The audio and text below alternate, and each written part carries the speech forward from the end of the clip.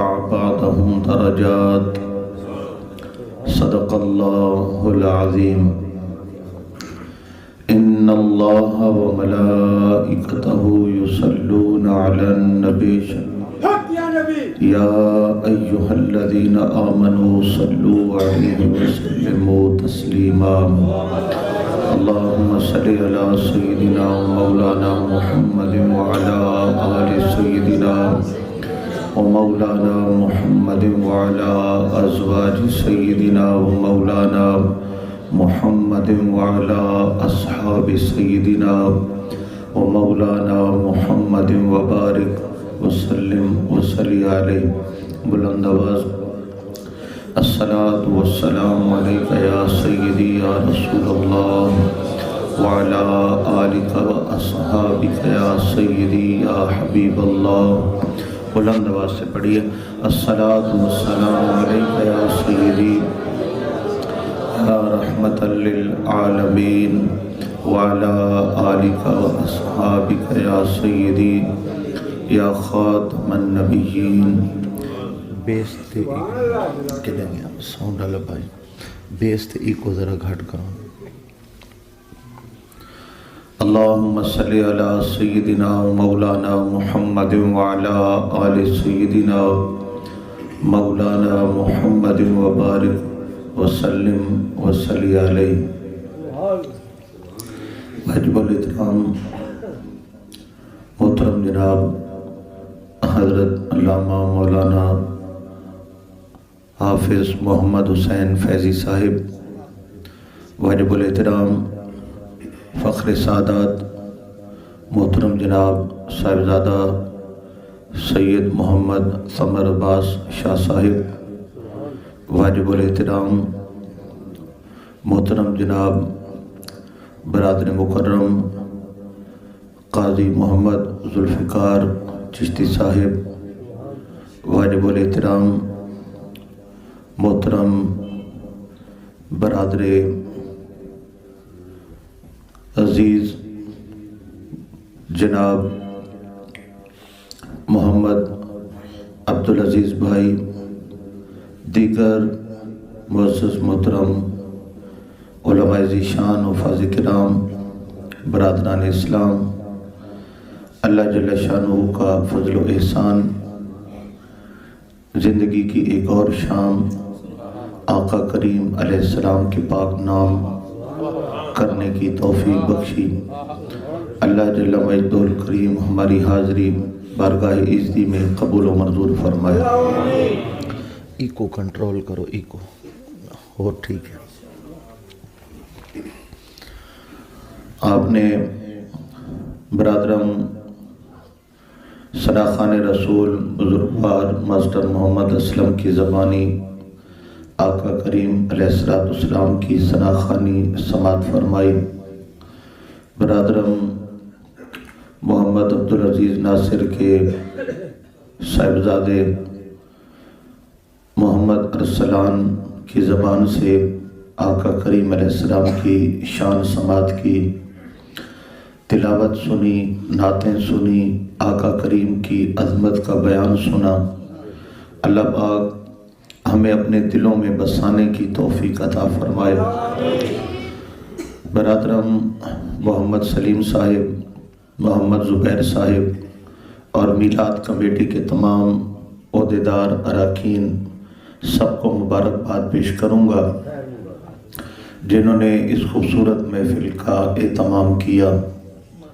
آپ احباب آگاہ ہیں کہ اس محفل کو امیر المجاہدین مجاہد اسلام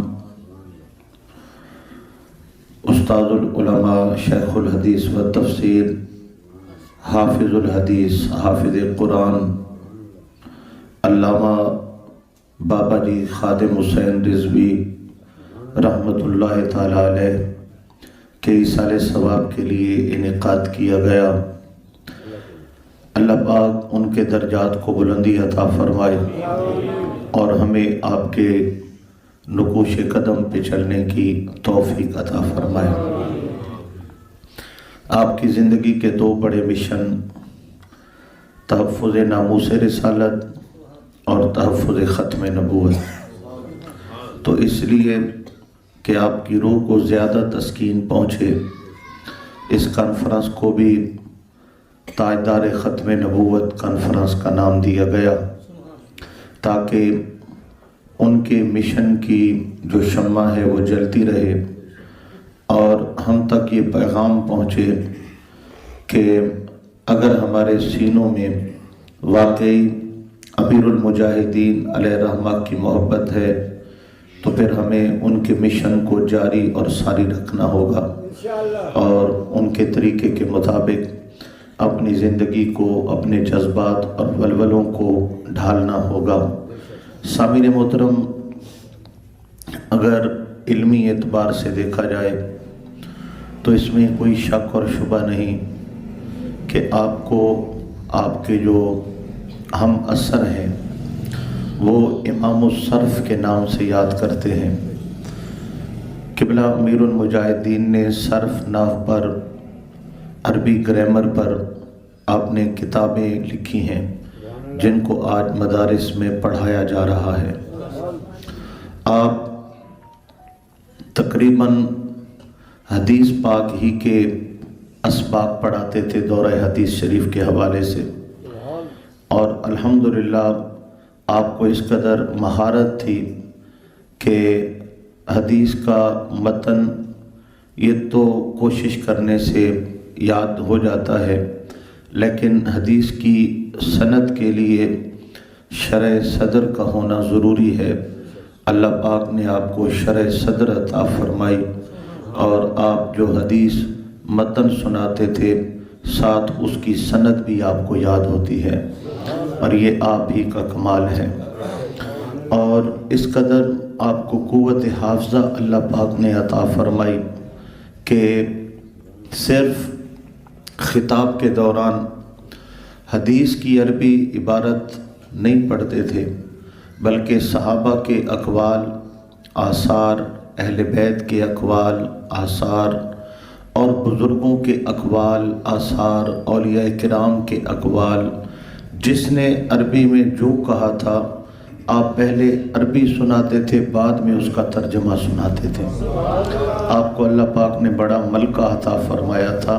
ایک تو آپ کا ولولہ ہے نا، تقریر ہونے شروع کرے نیا پہلے رو چار گلاں تک کر کے نا، ایک تو ہوتا ہے نا انسان کا ولولہ، جوش، جذبہ کہ سوئی ہوئی قوم کو آپ نے بیدار کر دیا، یہ تو آپ کا کارنامہ ہے، لیکن علمی حوالے سے اللہ تعالیٰ نے آپ کو یہ وسعت قلبی عطا فرمائی ہے اور ذہن کی پختگی عطا فرمائی ہے کہ جو چیز ایک دفعہ آپ کی نظروں سے گزر جاتی ہے پھر آپ اس کو بھولا نہیں کرتے، بلکہ اس کو ہمیشہ ازبر ہو جاتے ہیں، اور آپ جہاں مرضی آئے وہاں پہ ببانگ دہل بیان فرما دیتے ہیں۔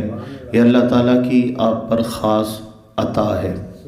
دوسرا، اعلیٰ حضرت امام اہل سنت امام احمد رضا خان فاضل بریلی رحمۃ اللہ تعالیٰ علیہ، آپ کی جو شاعری ہے وہ انتہائی ادق ہے، مشکل ہے۔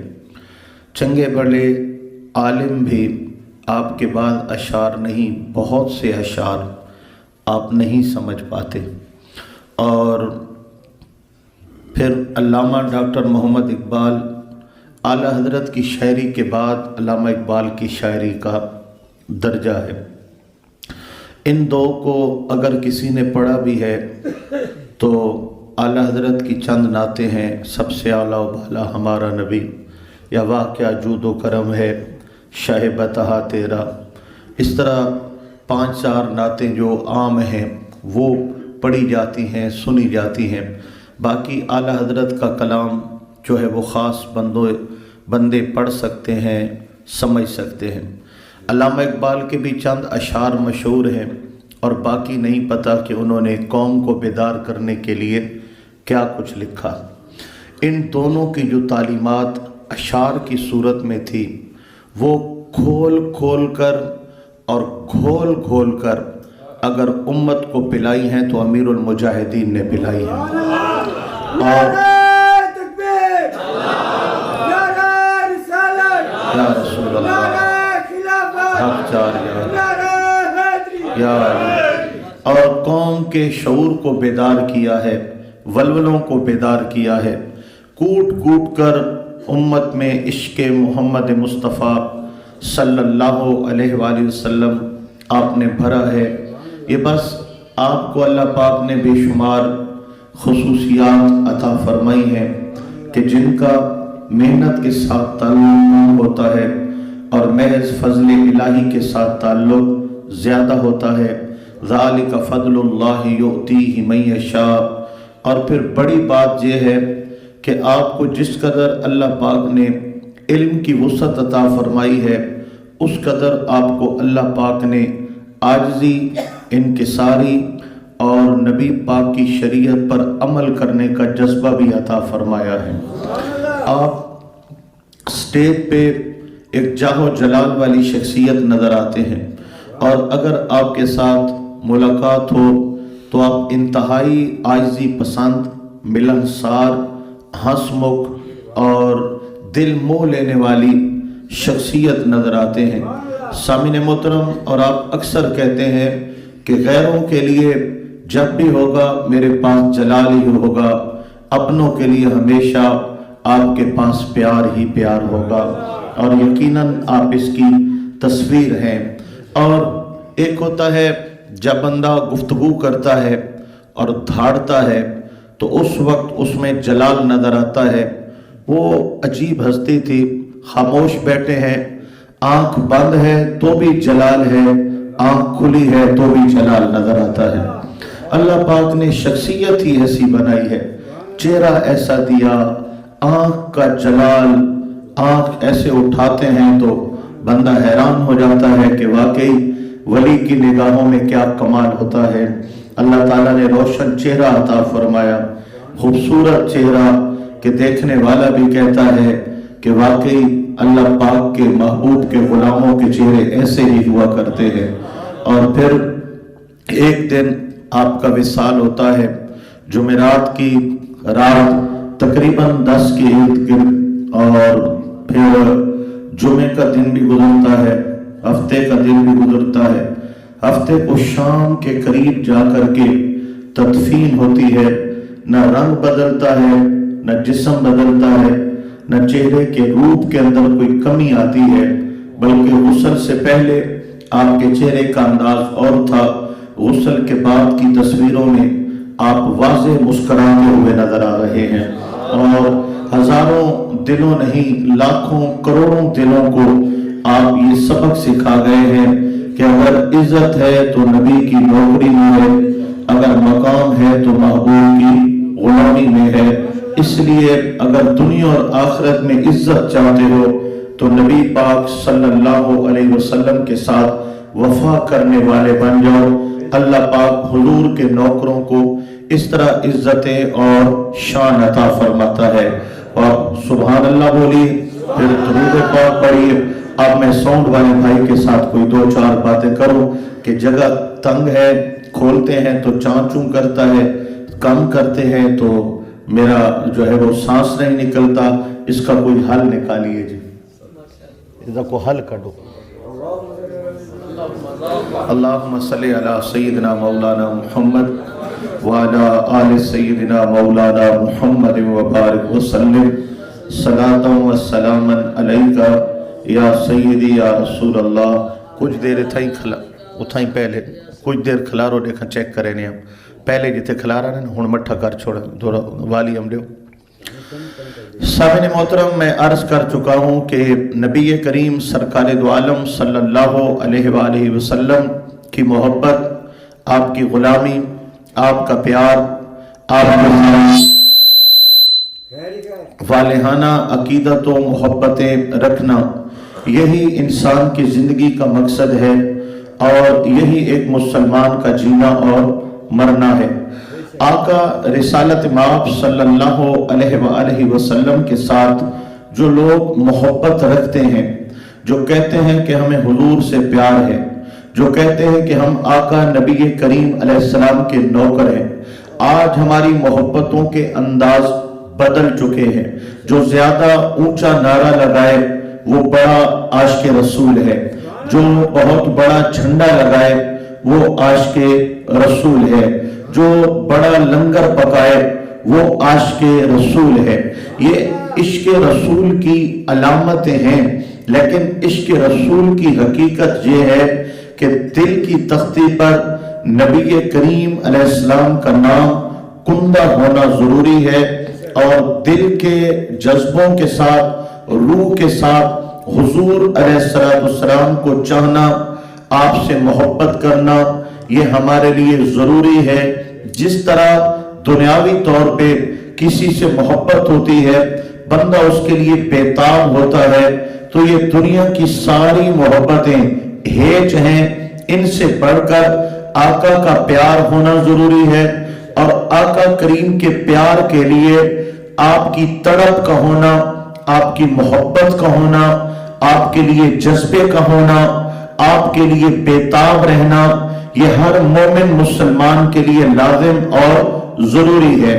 محبت میں جو سب سے اہم چیز ہے، ذرا توجہ کیجئے گا، محبت میں جو سب سے اہم چیز ہے اس کو غیرت کہا جاتا ہے۔ کیا کہا جاتا ہے؟ بولیے، غیرت کہا جاتا ہے۔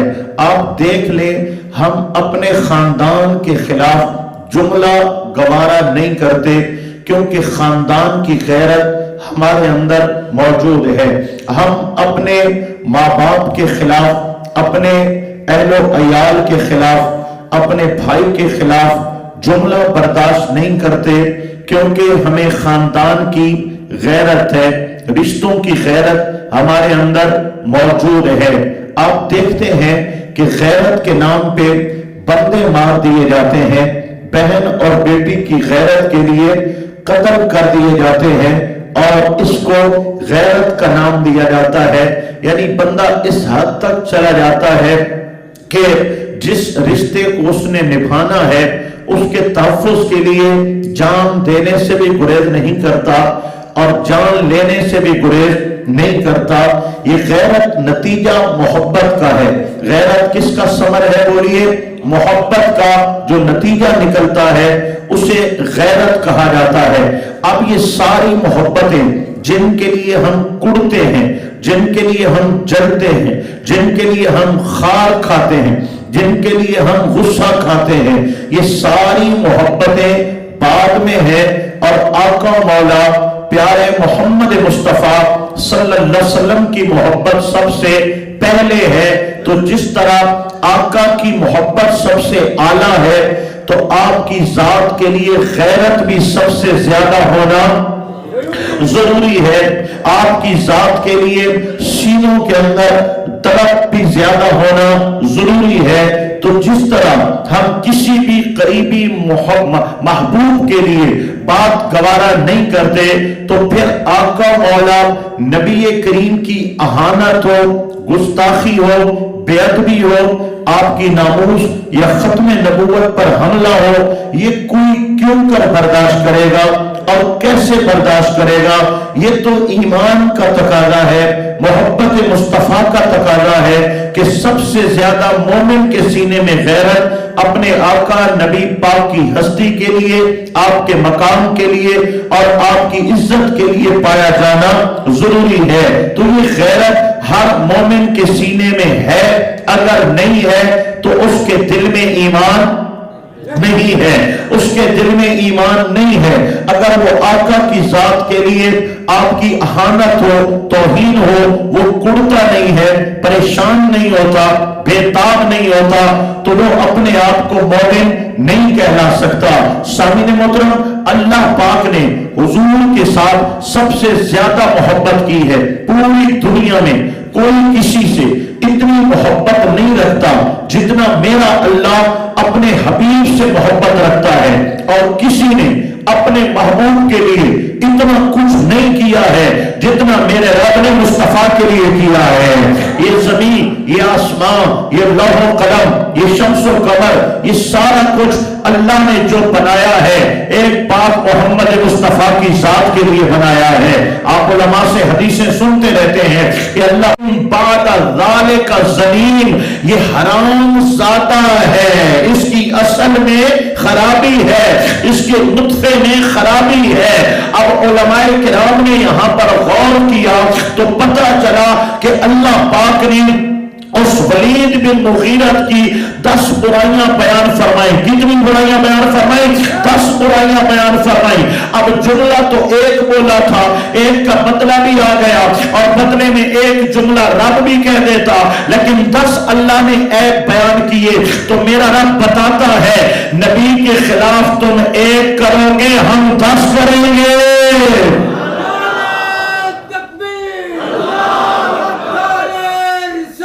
یا رسول اللہ،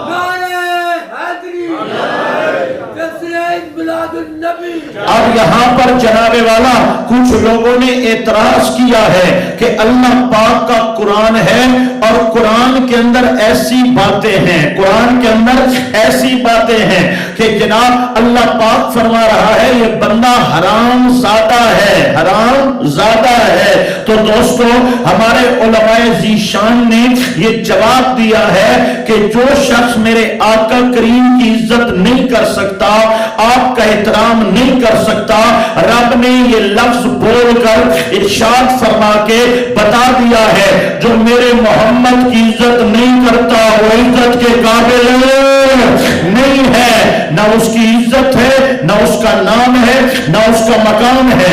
جو محبوب کی عزت نہیں کرتا اس کے لیے کوئی عزت کا لفظ نہیں ہے۔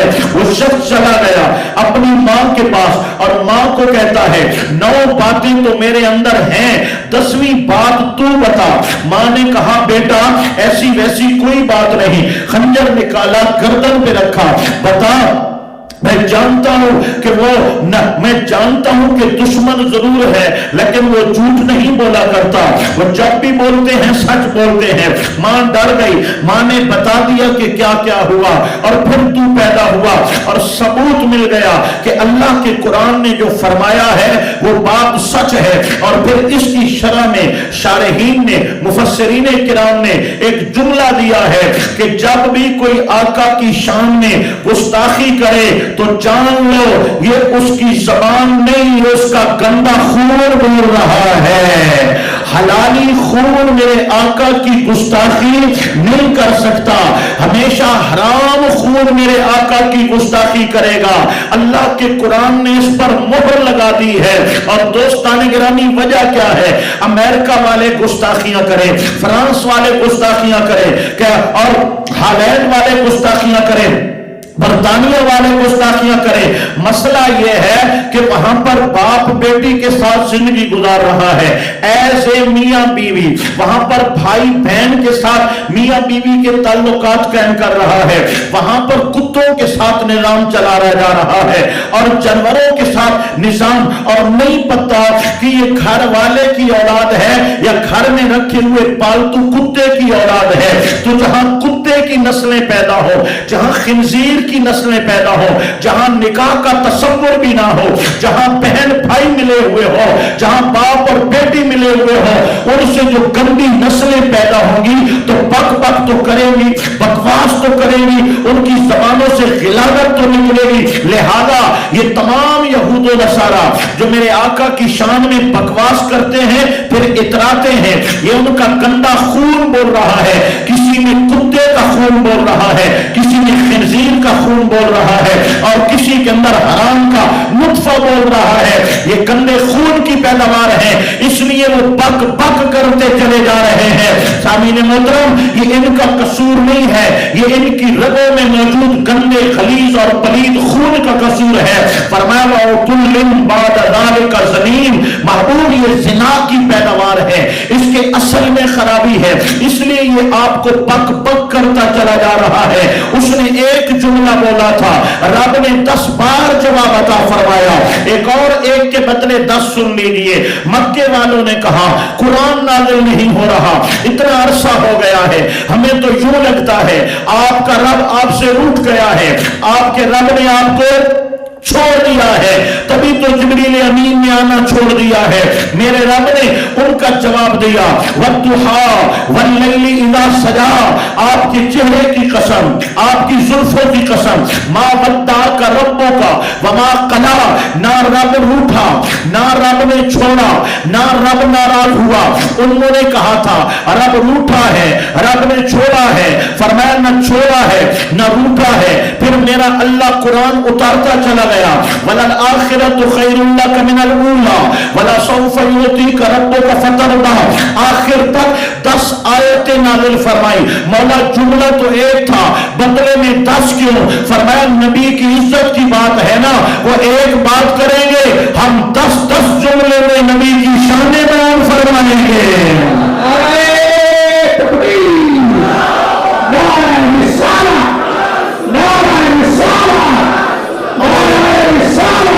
اور میرے بھائیوں، میرے دوستوں، صرف امام محمد رضا خان ہی نہیں ہے کہ جو حضور کے لیے اتنی غیرت کھاتے ہیں، صرف امیر المجاہدین علامہ خاتم حسین رضوی ہی نہیں ہے جو آقا کے لیے اتنی غیرت کھاتے ہیں۔ یہ غیرت کا انداز تو ہمیں رب کے قرآن نے سکھایا ہے، اللہ کے قرآن نے سکھایا ہے۔ سبحان اللہ تعالیٰ مٹھ ہے، میں اونچا، میں تکڑا تھیدا لینا تو تسا باندھے ویندے ہو، ذرا اونچا ہو سبحان اللہ۔ یہ ہمیں اللہ پاک نے انداز سکھایا ہے۔ یہ میں باتیں کیوں کر رہا ہوں ذرا سنیے گا، یہ میں باتیں کیوں کر رہا ہوں؟ جو لوگ امیر المجاہدین علامہ خادم حسین رضوی رحمت اللہ علیہ کے متعلق کہتے تھے یہ جملے بڑے سخت بولتے ہیں، باتیں بڑی سخت کرتے ہیں، تو دوستو جنہوں نے قرآن پڑھا ہو اور قرآن کو سمجھا ہو اور واضح طور پہ فرماتے تھے کہ میرے سامنے مذاکرات کے لیے وہ آئے جو پورے قرآن کا حافظ ہو، قرآن کا ترجمہ بھی آتا ہو اور الحمد سے لے کر والناس تک قرآن کے ہر لفظ کے صیغے بھی آتے ہو، وہ میرے سامنے آ کر بات کرے گا۔ سامعین محترم، جس کی یہ شخصیت ہو تو قرآن تو یہی بار بار سبق دے رہا ہے کہ نبی پاک کی عزت سے بڑھ کر کوئی شے نہیں ہے، حضور کے ادب سے بڑھ کر کوئی شے نہیں ہے۔ تو جنہوں نے قرآن سے اپنی زندگی کا سیکھا ہے، لایا ہے عمل، قرآن تو یہی سبق دے رہا ہے۔ اللہ اکبر و کبیرہ۔ آئیے ایک اور انداز بھی بیان کرتا چلا جاؤ۔ جب میرے آقا نبی مکرم صلی اللہ علیہ وسلم پر بظاہر جو ایمان لایا تھا، دل سے ایمان نہیں لایا تھا اور پھر حضور کا فیصلہ ماننے سے انکار کر دیا تھا اور حضرت عمر بن خطاب کے دروازے پہ آیا کہ آپ فیصلہ کریں، تو آپ نے تلوار اٹھائی، اس کی گردن کو دم سے جدا کرنے والوں نے کہا ہمیں تو بدلہ چاہیے۔ جب میرے آقا کی بارگاہ میں فیصلہ پہنچا، حضور اس بندے نے ہمارا بندہ مار دیا ہے، ایک کلمہ پڑھنے والا شخص انہوں نے قتل کر دیا ہے، ہمیں خون بہا چاہیے۔ اللہ اکبر و کبیرہ۔ اس کے گھر والے مدعی ہیں، حضرت عمر بن خطاب مدعا علیہ ہیں، آپ مدعا علیہ ہیں، میرے آقا کریم کی بارگاہ ہے، حضور ہمیں بدلہ چاہیے۔ تو رب تعالیٰ نے یہاں پر بھی فرمایا، اب سنیے گا، فلا وربک لا یؤمنون حتی یحکموک فیما شجر بینہم۔ اسلام کا اصول یہ ہے کہ مظلوم کا ساتھ دیتا ہے، اسلام مقتول کا ساتھ دیتا ہے۔ کس کا ساتھ دیتا ہے؟ قاتل کا ساتھ نہیں دیتا، مقتول کا ساتھ دیتا ہے۔ اور اسلام کا یہ مزاج ہے کہ جس نے ایک شخص کی جان بچائی اس نے پوری انسانیت کی جان بچائی، اور جس نے ایک شخص کا قتل کیا اس نے پوری انسانیت کا قتل کیا۔ اسلام مقتول کا ساتھ دیتا ہے، اس کو حق دیا جائے، اس کو خون بہا دیا جائے، اس کو پورا بدلہ دیا جائے۔ اسلام نے مقتول کے ورثہ ہیں ان کو حق دیا ہے کہ تم لوگ چاہے تو دیت لے لو، چاہے تو قصاص لے لو۔ اللہ اکبر و کبیرہ۔ دوستو لیکن اس مقام پر توجہ ہے آپ کی، اس مقام پر اللہ پاک کا قرآن قاتل کا ساتھ دے رہا ہے۔ کس کا ساتھ دے رہا ہے؟ جس نے قتل کیا ہے اس کا ساتھ دے رہا ہے، اور قتل ہونے والے کا ساتھ نہیں، وہاں مخالفت کی جا رہی ہے۔ فلا وربک لا یؤمنون حتی یحکموک فیما شجر بینہم۔ پیارے آپ کے رب کی قسم ہے وہ مسلمان نہیں ہو سکتا جو آپ کے فیصلے کو حتمی نہ سمجھے، آپ کے فیصلے کو حرف آخر نہ سمجھے۔ لہذا کوئی خون بہا نہیں ہے، کوئی بدلہ نہیں ہے۔ عمر بن خطاب کو باعزت بری کیا جائے گا، آپ کے خلاف مقدمہ نہیں چلایا جائے گا۔ آپ نے مارا ہے، حق مارا ہے، سچ مارا ہے، کیونکہ حضرت عمر نے محمد کے گستاخ کو مارا ہے۔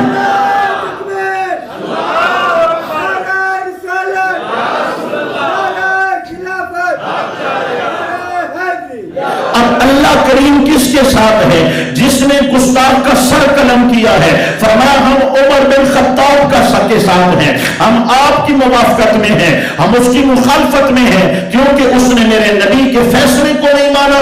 وہ منافق تھا، وہ اسی قابل تھا جو سلوک عمر بن خطاب نے اس کے ساتھ کیا ہے، وہ حق کیا ہے، وہ سچ کیا ہے۔ یہ طریقہ کار ہے، اللہ تبارک و تعالیٰ کی سنت ہے، اللہ تعالیٰ کا طریقہ ہے جو ہمیں سکھایا جا رہا ہے۔ اللہ اکبر و کبیرہ، یہی موقف تھا، یہی موقف تھا امیر المجاہدین علامہ خالد حسین رضوی رحمت اللہ تعالیٰ علیہ کا، کہ جب قرآن نے موافقت اس کی ہے جس نے گستاخ کو مارا تھا، تو ہم بھی اس کے ساتھ کھڑے ہوں گے جس کو ملک ممتاز حسین قادری کہا جاتا ہے، کیونکہ اس نے کسی انسان کو نہیں مارا، گستاخ محمد کو مارا ہے۔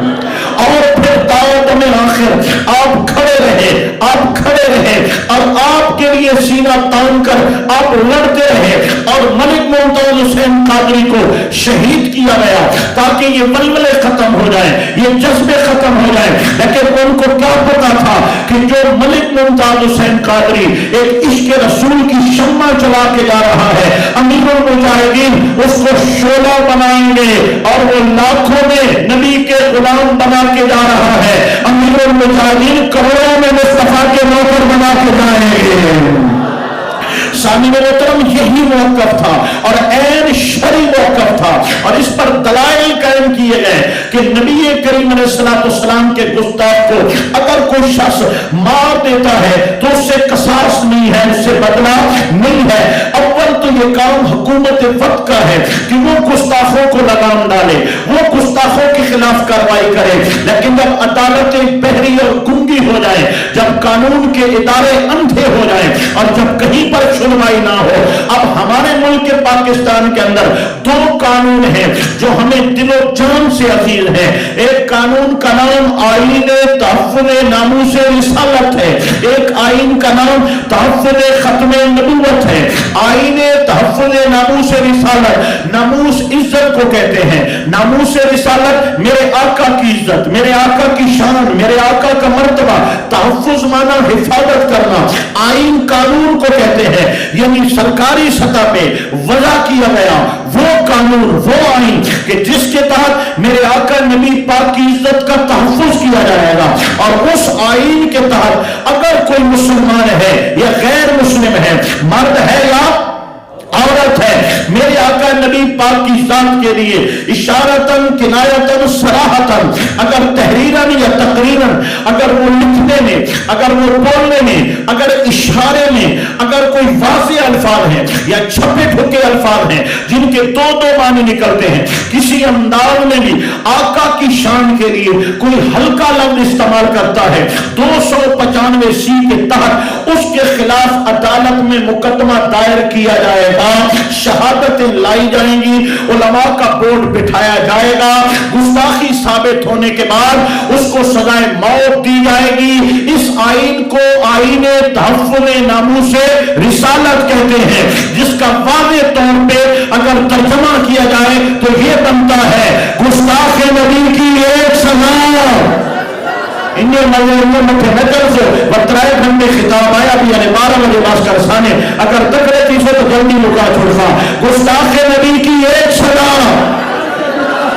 ذوالفقار صاحب نعرہ فرمائیں، نعرہ تکبیر، نعرہ رسالہ، نعرہ رسالہ، تاجدار ختم نبوت، زندہ باد، تاجدار ختم نبوت، تاجدار ختم نبوت، لبیک لبیک لبیک یا رسول اللہ، لبیک لبیک لبیک یا رسول اللہ، لبیک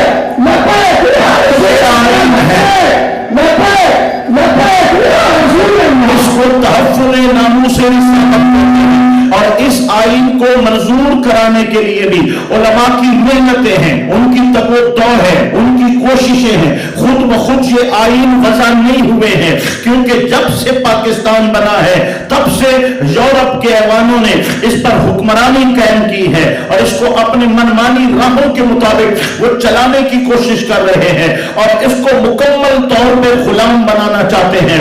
लेकिन दोस्तानी गिरामी, हुक्मरान तो हर दौर में इस बात के लिए तैयार रहे हैं, लेकिन जो वलवले, जो जज्बे हमारे उलमाए हक्का ने इस कौम को दिए थे, और पाकिस्तान का मतलब क्या, दस्तूर रियासत क्या होगा, ये जिन्होंने जज्बे दिए थे, वलवले लगाए थे, आज उनके जानशीन उलमाए किराम जिंदा हैं, उशाकाने रसूल जिंदा हैं। इन्होंने हर दौर के अंदर निज़ाम मुस्तफा का परचम बुलंद रखा है, नामूस रिसालत का परचम बुलंद रखा है।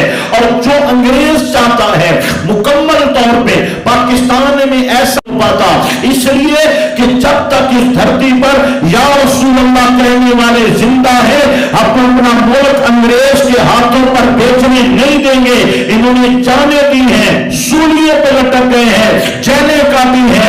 इनके वलवलों की दास्तान पढ़ो, नामूस रिसालत के लिए और खत्म नबूवत के लिए और मुल्क पाकिस्तान, तहरीक पाकिस्तान के लिए रोंगटे खड़े हो जाते हैं। अल्लाह अकबर व कबीरा। हमारे बुजुर्गों ने, असलाफ ने, हमारी माँ बहनों ने इस मुल्क और वतन अजीज के लिए जो कुर्बानियां दी थी, वो कुर्बानियां हमें भूलती नहीं है। हमने ये मुल्क आका वाला नबी पाक के निजाम के नाम पर हासिल किया था। इसलिए जब भी इस्लाम के खिलाफ कोई कहीं से चिंगारी उठती है, नबी के नौकर सरों पे कफन बांध के मैदान में आते हैं और बतलाते हैं, जिएंगे तो मुस्तफा के लिए, मरेंगे तो मुस्तफा के लिए। हाज़रीन मोहतरम, मैं कुछ अर्ज कर रहा था कि बड़ी कुर्बानियों के बाद ये आईन पास किया गया। दूसरा आईन है तहफ़्फ़ुज़ खत्म नबूवत, आईन तहफ़्फ़ुज़ खत्म नबूवत। इस ताईन के तहत तमाम कादियानियों को, और जो भी कादियानी हो या कोई और भला हो, नबी पाक सल्लल्लाहु अलैहि वसल्लम को खातमुन नबीयीन नहीं मानता, यानी आप आखिरी नबी हैं और आपके बाद किसी नबी का वजूद मुमकिन मानता है कि हो सकता है या हो सकता है। ऐसा अकीदा रखने वाला चाहे कलमा पढ़े, कुरान पढ़े, 5 वक्त नमाज पढ़े, काबे के हज करे, अगर हुजूर को आखिरी नबी नहीं मानता और कहता है कि कोई नबी आ सकता है, तो वो खत्म नबूवत का मुनकिर है और गैर मुस्लिम है, उसका इस्लाम के साथ कोई ताल्लुक और वास्ता नहीं है। ये अकीदा खत्म नबूवत है और ये आईन पाकिस्तान में इसलिए पास कराया गया कि मिर्जा कादियानी जिसने नबूवत का दावा किया, उसका ताल्लुक हिंदुस्तान के साथ था और हिंदुस्तान में बैठकर उसने खत्म नबूवत पर हमला किया था। और फिर हिंदुस्तान जब जुदा जुदा हो गया, इस्लाम के नाम पर पाकिस्तान हासिल किया गया था, तो यहाँ पर वो मुसलमानों की तरह मस्जिदें बनाते थे, मुसलमानों की तरह नमाज पढ़ते थे, मुसलमानों की तरह उनकी मस्जिदों में कुरान रखा होता है, मुसलमानों की तरह उनकी मस्जिदों के बाहर कलमा लिखा होता है, मुसलमानों की तरह अजान देते थे, मुसलमानों की तरह सारे काम। अब जनाब राह चलते चलते कहीं पे मस्जिद आ गई, आपको तो नमाज पढ़नी है, आपको क्या पता हम किसकी मस्जिद में नमाज पढ़ रहे हैं, वो तो काफिर है, मुर्तद है, उनके पीछे क्या नमाज होगी। तो इसी तरह जुमे में खिताब हो रहे हैं, अब कौम को क्या पता हम किन के पीछे नमाजें पढ़ रहे हैं। इस तरह खामोशी के साथ इस्लामी लिबादे में रहकर वो कौम को गुमराह कर रहे थे और उन्होंने लाखों लोगों के ईमानों पर डाका डाला था और लोगों के ईमान कमजोर कर दिए थे। और लोग कहते थे ये बातें तो बड़ी अच्छी करते हैं, ये तो बड़ी मीठी बातें करते हैं, ये तो बड़ी प्यारी, ये तो दीन की बातें करते हैं। लोग उनके करीब होते थे और इस तरह वो लोग भेड़िए थे और भेड़ का लिबास पहन के आते थे और फिर करीब आने वाली भेड़ों को शिकार कर लेते थे और उनके के ईमानों के चेथड़े उड़ा देते थे। इसलिए उलमाए हक अहले सुन्नत व जमात ने यह जरूरी समझा कि इस मुल्क में आईन होना चाहिए जिसके तहत वादे तौर पे यह फर्क होना चाहिए कि कादियानी जो खत्म नबुव्वत के मुनकिर हैं वो मुसलमान नहीं है।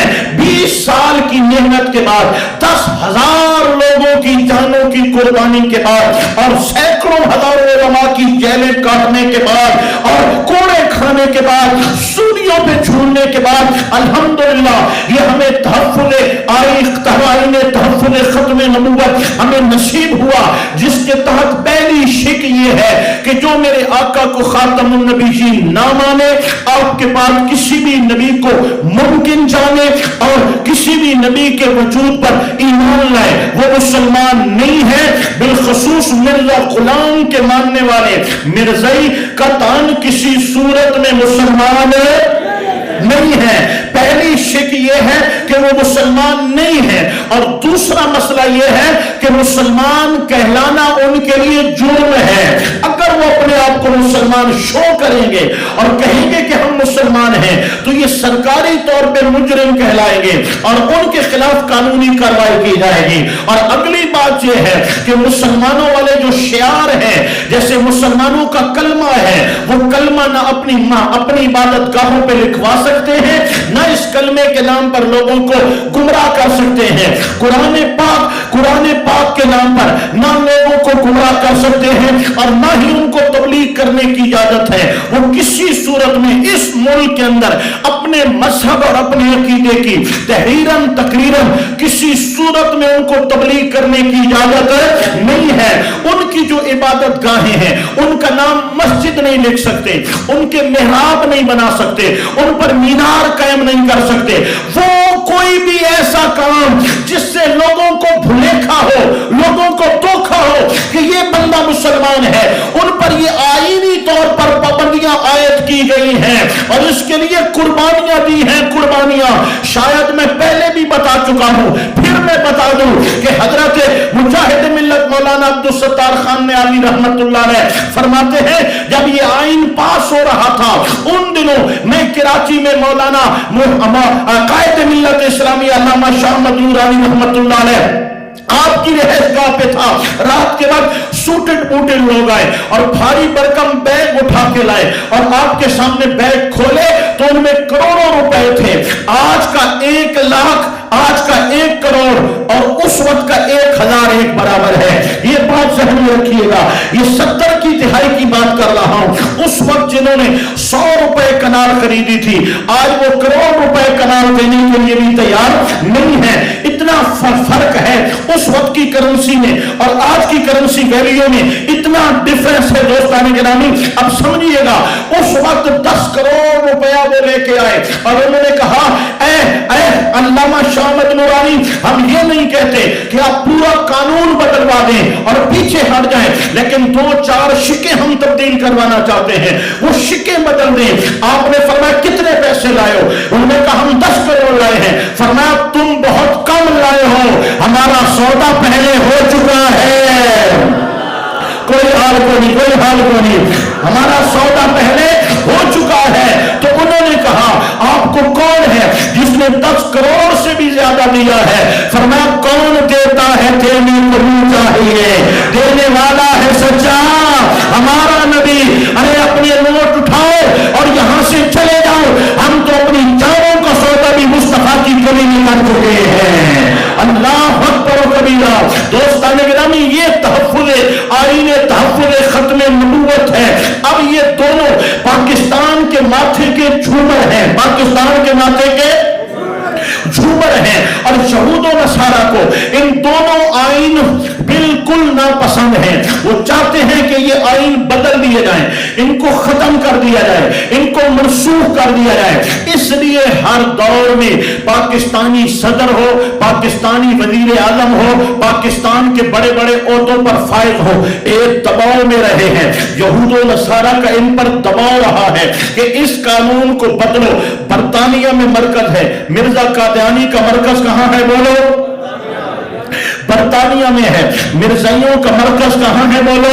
برطانیہ میں ہے، کیونکہ برطانیہ کی برٹش حکومت تھی نا، یا مرزا نے یہاں پر دعویٰ کیا تھا نبوت کا، تو برٹش حکومت تھی، انہوں نے پالا تھا، انہوں نے پوسا تھا، انہوں نے پڑھایا تھا، انہوں نے پیسہ لگایا، انہوں نے اس کو تعلیم دی، انہوں نے کہا کہ تم لوگوں کو قائل مت کرو، بس پیسے ہم دیں گے، لوگوں کو خریدتے چلے جاؤ، تو اس کا بچہ ہے، یہ ان کی پیداوار ہے، یہ ان کی نسل ہے، لہذا آج تک وہ تحفظ دے رہے ہیں، آج تک وہ اس پر سرمایہ لگا رہے ہیں، اور ان کا مرکز آج تک برطانیہ میں قائم ہے۔ یہ مرزائی ہیں دوستان گرامی، ذرا توجہ کرنا، یہ مرزا غلام قادیانی کے ماننے والے ہیں، جن کو آئینی سطح پہ ان پابندیوں کا سامنا ہے جو میں نے آپ حضرات کے سامنے پیش کی ہے، اور اس قانون کو توڑنے کے لیے، ان آئینوں کو ختم کرنے کے لیے یہ ایڑی چوٹی کا زور لگا چکے ہیں، لیکن آج تک اس کام کے اندر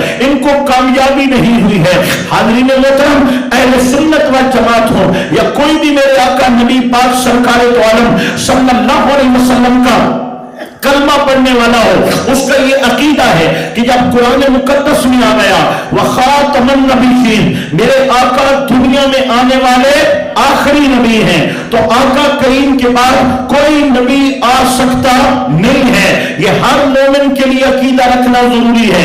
وَالَّذِينَ يُؤْمِنُونَ بِمَا أُنزِلَ إِلَيْكَ وَمَا أُنزِلَ مِن قَبْلِكَ، اے محبوب ایمان والوں کی یہ نشانی ہے کہ جو آپ پر نازل ہوا اس پر بھی ایمان لاتے ہیں، اور جو نازل ہوا اس پر بھی ایمان لاتے ہیں۔ یہاں پر علماء کرام فرماتے ہیں دو چیزوں کا ذکر ہوا ہے، اے نبی جو آپ پر ایمان آپ پر نازل ہوا اس کو بھی ماننا ضروری ہے، جو آپ سے پہلوں پر نازل ہوا اس پر بھی ایمان لانا ضروری ہے۔ تو اگر کوئی بعد میں آتا ہوتا تو اللہ پاک یہ بھی فرماتا محبوب جو آپ کے بعد نازل ہونے والا ہے اس پر بھی ایمان لانا ضروری ہے۔ تو میرے نبی کی بات کی اور آپ سے پہلوں کی بات کی، اور بتا دیا کہ لوگوں نبی پر جو نازل ہو رہا ہے اب قیامت تک وحی کا نزول ہونے والا نہیں ہے، کیونکہ میں نے نبی کو آخری نبی بنا کے بھیجا ہے۔ میرے آقا صحابہ کرام کے سامنے یوں دو انگلیاں ملاتے ہیں، انا وسا کہاتین، فرمایا میں اور قیامت یہ ان دو انگلیوں کی طرح جڑے ہوئے ہیں، جیسے ان دو انگلیوں میں فاصلہ نہیں ہے۔ میرے آقا محمد مصطفیٰ صلی اللہ علیہ وسلم اور قیامت، ان دونوں کے درمیان کوئی اور نبی آ سکتا نہیں ہے۔ اس حدیث کا مفہوم یہ ہے کہ لوگوں عقیدہ ختم نبوت اتنا بڑا عقیدہ ہے، قیامت آ سکتی ہے، میرے آقا کے بعد نیا نبی نہیں آ سکتا ہے۔ اللہ اکبر و کبیرہ۔ دوستان گرامی، دعوے کرتے ہیں اور پھر کہتے ہیں کہ آپ جن کو مسیح موعود کہتے ہیں، جنہوں نے واپس آنا تھا، ہم کہتے ہیں وہی آ گئے ہیں۔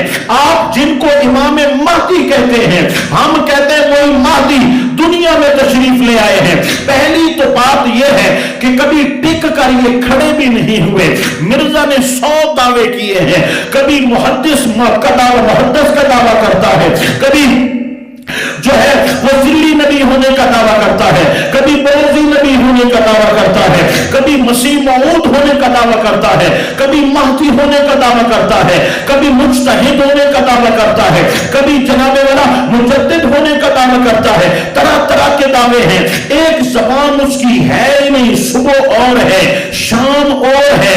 اور دوسری بات یہ ہے وہ کہتا ہے جناب والا کہ میں مسیح موعود ہوں، اور اس کے منانے والوں کا انداز یہ ہے، ذرا توجہ دیجیے گا دوستوں، جو لوگ بڑے شہروں میں پڑھنے جاتے ہیں، کالجز میں، یونیورسٹیز کے اندر، سرکاری یا غیر سرکاری سطح پہ جو لوگ ملازمتیں کر رہے ہیں، جو بڑے شہر ہیں، وہاں پر قادیانیوں کا غلبہ ہے، قادیانیوں کا غلبہ ہے۔ اور ملک پاکستان کے اندر بھی آج اتنی بڑی پوسٹوں پر یہ برجمان ہیں، یہ بیٹھے ہوئے ہیں، انہوں نے ڈاکہ ڈالا ہوا ہے دوستوں کہ ہمارے ملک پہ بہت بڑے بڑے معاملات ان قادیانی ہینڈل کر رہے ہیں، اور یہ اپنے مذہب کو فروغ دے رہے ہیں۔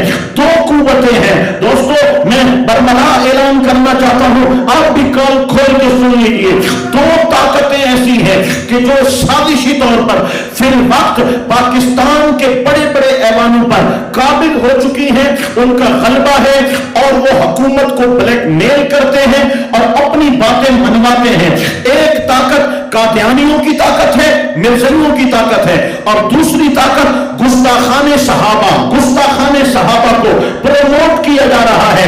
آپ دیکھ لیجئے دوستو، حضرت ابوبکر صدیق رضی اللہ تعالیٰ عنہ کی شان میں کتنی بک بک بک ہوتی رہی ہے۔ صحابہ کرام پہ تبرہ کیا گیا ہے محرم الحرام میں۔ حضرت امیر معاویہ رضی اللہ تعالیٰ عنہ کے لیے ناپاک زبانیں استعمال کی گئی ہیں۔ کوئی ایک سزا ہوا ہے جبکہ آئین موجود ہے، قانون موجود ہے، لیکن کیا کیا جا رہا ہے؟ اس لیے کہ اوپر بیٹھے ہوئے ہیں اور وہ لوگ ان کی پشت پناہی کر رہے ہیں اور ان لوگوں کو پروموٹ کر رہے ہیں۔ حالانکہ آج کل اتنی بھی اجازت نہیں ہے کہ آپ کسی فرقے کا نام لے کر اس کے خلاف بات کریں، صحابہ کا نام بھی لیا جائے اور بک بک بھی کیا جائے اور پھر بھی بندہ دندناتا پھر رہا ہو، کوئی قانونی کارروائی نہ ہو اور ان کو تحفظ دیا جا رہا ہو، تو حقیقت یہ ہے کہ بڑی بڑی کرسیوں پر اور بڑے بڑے عہدوں پر یہ بیٹھے ہوئے ہیں جو اپنے مسلک کو پروموٹ کر رہے ہیں۔ اور دوسرا، میں قادیانیوں کی بات کر رہا ہوں کہ جنہوں نے اس قدر ہمارے ملک پر غلبہ حاصل کر لیا ہے۔ ذرا توجہ کیجئے گا، آپ میں سے بہت سے لوگ اس پروسیس سے گزرے ہوں گے، اس پرابلم کو آپ نے اس کا سامنا کیا ہوگا۔ ذرا توجہ کے ساتھ سنیے گا۔ فیس بک کون ہے؟ اس کا مالک کون ہے؟ وہ تو کہیں بیٹھا ہے غیر ملک کے اندر، ٹھیک ہو گیا۔ پاکستان میں انہوں نے ہر ملک میں اپنے آفس قائم کیے ہیں سوشل میڈیا والوں نے۔ اب جناب والا یہاں پر جو بیٹھے دفاتر کھولے گئے ہیں، اب یہاں پر ننگی گالیاں فیس بک کے اوپر ایک دوسرے کے لیے لکھی جا رہی ہیں، کوئی آئی ڈی بلاک نہیں ہوتی۔ سیاسی لوگ کتنی گندی زبان اور لمبی زبان استعمال کرتے ہیں اور ننگی اور گندی زبان استعمال کرتے ہیں، کوئی آئی ڈی بلاک نہیں ہوتی۔ فحاشی کی بات ہو، ارشانی کی بات ہو، کوئی آئی ڈی بلاک نہیں ہوتی۔ ان کا کوئی قانون نہیں ہے کہ آپ نے گندا فوٹو کیوں لگایا ہے، آپ نے کسی سیاسی کو گالیاں کیوں دی ہیں، آپ نے ایسا کیوں کیا ہے، ایسا کیوں کیا ہے۔ لیکن تاجدار ختم نبوت کا نعرہ لکھ کر آپ پوسٹ کرو گے، آپ کی آئی ڈی کو بلاک کر دیا جائے گا۔ امیر المجاہدین علامہ خادم حسین رضوی کا نام لکھو گے، آپ کی آئی ڈی بلاک ہو جائے گی۔ امیر المجاہدین کی تصویر لگاؤ گے، آپ کی آئی ڈی بلاک ہو جائے گی۔ لبیک کا نعرہ لکھو گے، آپ کی آئی ڈی بلاک ہو جائے گی۔ حضور کی ختم نبوت کے حوالے سے کوئی بھی پوسٹ کرو گے، آپ کی آئی ڈی بلاک ہو جائے گی۔ دوستوں وجہ کیا ہے؟ ان کا ہولڈ ہے سوشل میڈیا پہ، ان کا ہولڈ ہے ہمارے بڑے بڑے قانونی اداروں پر، ان کا ہولڈ ہے۔ اور اس حوالے سے قادیانی فلی طور پہ مسلمانوں کے خلاف اپنی کاروائیاں کر رہے ہیں، اور ہر وہ آواز جو ان کے خلاف اٹھائی جائے یہ اس کو دبانے کی کوشش کر رہے ہیں۔ لیکن یہ اوچھے ہتھ کنڈے ہیں، یہ کون سے ہتھ کنڈے ہیں؟ اوچھے ہتھ کنڈے ہیں، یہ گھبرا گئے ہیں، یہ گھبرا گئے ہیں۔ ارے کتنی فیس بکیں بند کرو گے اور کتنی آئی ڈیز بلاک کرو گے؟ امیر المجاہدین علامہ خادم حسین رضوی کی نماز جنازہ میں جو 1.5 کروڑ مسلمان شامل ہوئے ہیں، انہوں نے بتا دیا ہے تم آئی ڈیوں کو آگ کیوں نہ لگا دو، پوری فیس بک کیوں نہ بند کر دو، سارا سوشل میڈیا تم بم بلاسٹ کیوں نہ دو۔ اب قوم کے بچے کے دل میں عقیدہ ختم نبوت اور عقیدہ ناموس رسالت کے لیے آگ جل رہی ہے، مر جائیں گے اپنا عقیدہ نہیں چھوڑیں گے۔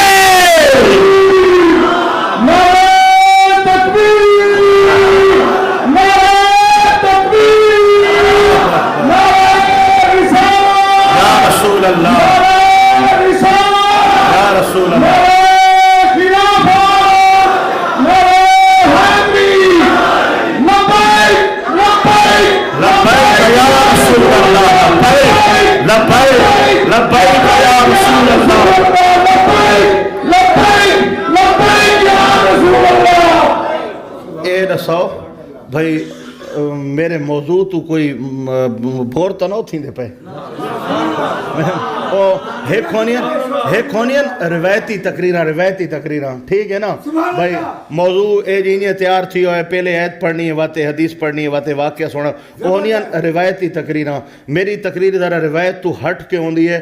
میں آدھا تقریری تھیندی راوے تے نال کوئی ذہنی بندا راوے, کوئی جذبہ ہی پیدا تھیندا راوے.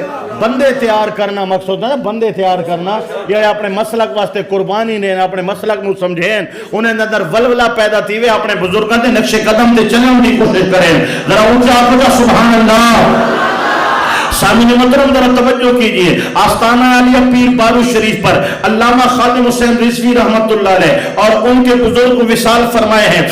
قبلہ پیر طریقت راور شریعت غلام یاسین باروی رحمت اللہ علیہ, ان پر ان دونوں کی کٹھی کلخانی ہے. اور میں خطاب کرنے کے لیے گیا. میں عموماً فوٹو جو ہے میرے فیس بک پر تقریروں کے نہیں لگاتا, اس میں زیادہ تر دکھاوا ہوتا ہے, فلاں حاضری, وہاں حاضری, یہاں حاضری, بہترین حاضری, اعلیٰ حاضری, بعض حاضری.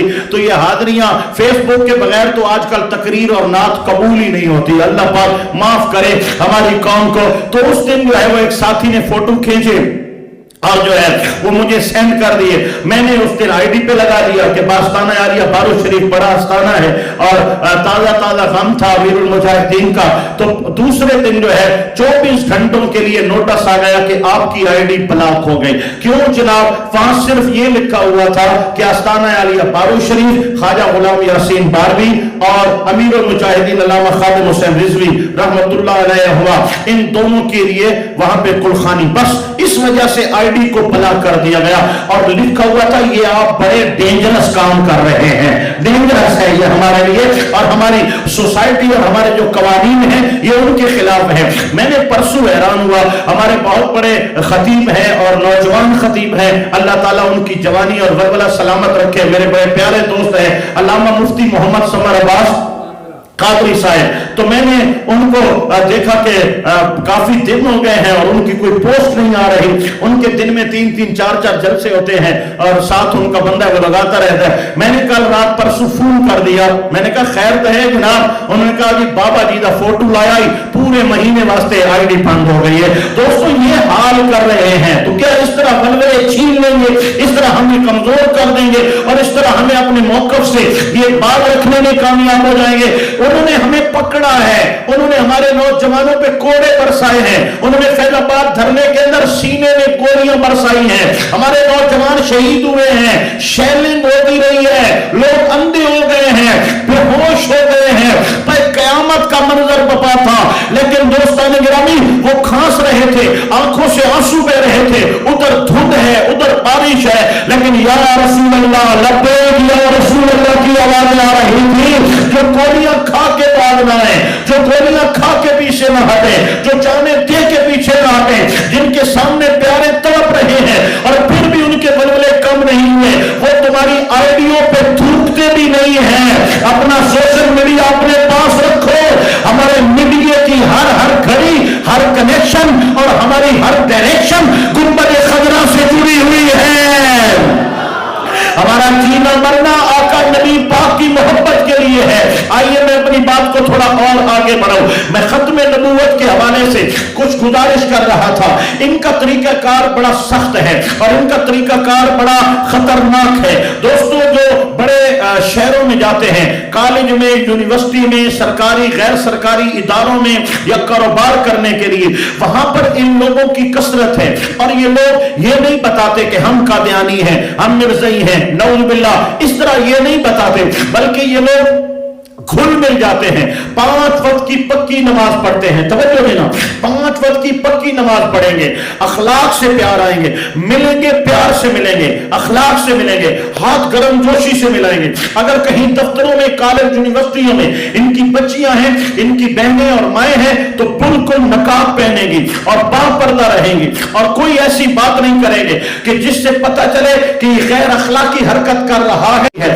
اس طرح دفاتر کے اندر, سکولوں, کالج کے اندر بڑے نیک بن کر رہتے ہیں, دوستیاں بناتے ہیں, پھر دوستوں کو اپنے اخلاق کے ذریعے اپنے کردار کے ذریعے اپنی طرف مائل کرتے ہیں، اور پھر اچانک وہ یہاں سے بات شروع کرتے ہیں کہ جناب دیکھیے تو صحیح، یہ علماء جو ہے انہوں نے کفر کی مشینیں لگائی ہوئی ہیں، جس کو مرضی آئے کافر کہہ دیا، جس کو مرضی آئے کافر کہہ دیا۔ حالانکہ یہ کوئی حدیث اس طرح کی نہیں ہے کہ کافر کو بھی کافر مت کہو، یہ کوئی حدیث نہیں ہے، کوئی حدیث نہیں ہے۔ قرآن کہتا ہے قل یا ایھا کافرون، محبوب فرماؤ کہ اے کافروں، اے کافروں، کافروں کو بولو کہ اے کافروں۔ قرآن کہتا ہے کہ بولو کافروں کہ اے کافروں، اور یہ کہتے ہیں جناب حضور نے فرمایا کہ کافر کو بھی کافر نہ کہو، کافر کو کافر کہنا فرض ہے، کافر کو کافر نہیں کہو گے تو خود کافر ہو جاؤ گے۔ یاد رکھو اگر کافر کو مسلمان کہو گے تو بھی کافر ہو جاؤ گے، اور مسلمان کو کافر کہو گے تو بھی کافر ہو جاؤ گے۔ مسلمان کو مسلمان کہنا اور کافر کو کافر کہنا یہ ایمان کی علامت ہے اور ایمان کے لیے فرض ہے۔ اور یہ دیکھو کافر کو بھی کافر نہیں کہنا چاہیے، اور یہ علماء جس کو مرضی ہے کافر کہہ دیتے ہیں، یہ کافر ہو گیا، وہ کافر ہو گیا۔ اب دیکھو جناب یہ مرزائیوں کو کافر کہتے ہیں، حالانکہ ہمارا تعلق بھی ان کے ساتھ ہے، ہماری رشتہ داریاں بھی ہیں، ہم سے زیادہ قرآن پڑھتے ہیں، ہم سے اچھی نمازیں پڑھتے ہیں، ان کی عورتیں پردہ کرتے ہیں، ان کو نہیں دیکھو گے کہ کرپشن کر رہے ہیں، نہیں دیکھو گے کہ جھوٹ بول رہے ہیں، نہیں دیکھو گے دھوکہ دہی کر رہے ہیں، اور مولویاں کے پیچھے لے کے پڑے ہوئے ہیں۔ اس کو تو ہم نبی مانتے ہی نہیں ہیں، وہ تو حضرت امام مہدی آنا تھا نا، وہی حضرت مہدی آ گئے ہیں، اور حضرت مسیح موعود آنا تھا، تو وہ دونوں ایک ہی ہستی کے دو نام تھے، وہ آ چکے ہیں، لہذا وہ یہی کہتے ہیں کہ بس وہ آ گئے، ہمارا قرآن تو یہی ہے، ہم تو یہی حدیث پڑھتے ہیں، ہم تو یہی کلمہ پڑھتے ہیں، ہماری نماز بھی یہی ہے، کوئی نئی شریعت تھوڑی آئی ہے۔ اب جو دوستیاں کر چکا ہے، جو قریب رہ چکا ہے، اب وہ ہاں میں ہاں ملاتا جاتا ہے، اور کہتے ہیں اس کے پاس علم تو ہوتا نہیں، اس کو کیا پتا ختم نبوت کیا ہے، اس کی اہمیت کیا ہے۔ ہم نے دوستوں انگلش تو پڑھی ہے، ہم نے سائنس تو پڑھی ہے، ہم نے ٹیکنالوجی تو پڑھی ہے، ہم نے کمپیوٹر سائنسیں تو کی ہے، ہم نے سائنس کے مضامین تو پڑھے ہیں، ہمیں میتھ تو آتی ہے، ہمیں فزکس تو آتی ہے، ہمیں بایو تو آتی ہے، ہمیں کیمسٹری تو آتی ہے، ہمیں الجبرا آتا ہے، ہمیں یہ ساری بلائیں آتی ہیں، ہمیں 6 کلمے نہیں آتے، ہمیں نماز جنازہ کی دعائیں نہیں آتی، ہمیں ایمان مفصل اور مجمل کا پتہ نہیں ہے، دین کیا ہے، اسلام کیا ہے، ایمان کی شرطیں کیا ہے، عقیدہ رسالت کیا ہے، عقیدہ توحید کیا ہے، انبیاء کرام کی عصمت کیا ہے، انبیاء کرام کا مقام و مرتبہ، ہمیں کچھ پتہ نہیں ہے ان عقائد کے متعلق۔ تو بہرحال اب ہمیں کیا خبر، اس طرح وہ قریب کرتے ہیں، دعوتیں کرتے ہیں، پھر جناب ویزے کی لالچ دیں گے، ویزا قادیانی لکھواؤ، ویزا ٹھا کر کے لگے گا، امریکہ جاؤ، برطانیہ جاؤ۔ اب ویزے کے لیے نوجوان مارے مارے پھرتے ہیں، گھر لے جاتے ہیں، بچیوں کے ساتھ غیر اخلاقی ان سے حرکتیں کراتے ہیں، اپنے گھر میں ان کی ویڈیو بناتے ہیں، پھر ان کو بلیک میل کرتے ہیں، قرضہ دیتے ہیں، پلاٹ لے کے دیتے ہیں، بعد میں پیسے دے دینا، نوکریاں دلواتے ہیں، چنگا تلے داب لیتے ہیں، پھر کہتے ہیں کہ اب تیرا جینا مرنا ہمارے ساتھ ہوگا۔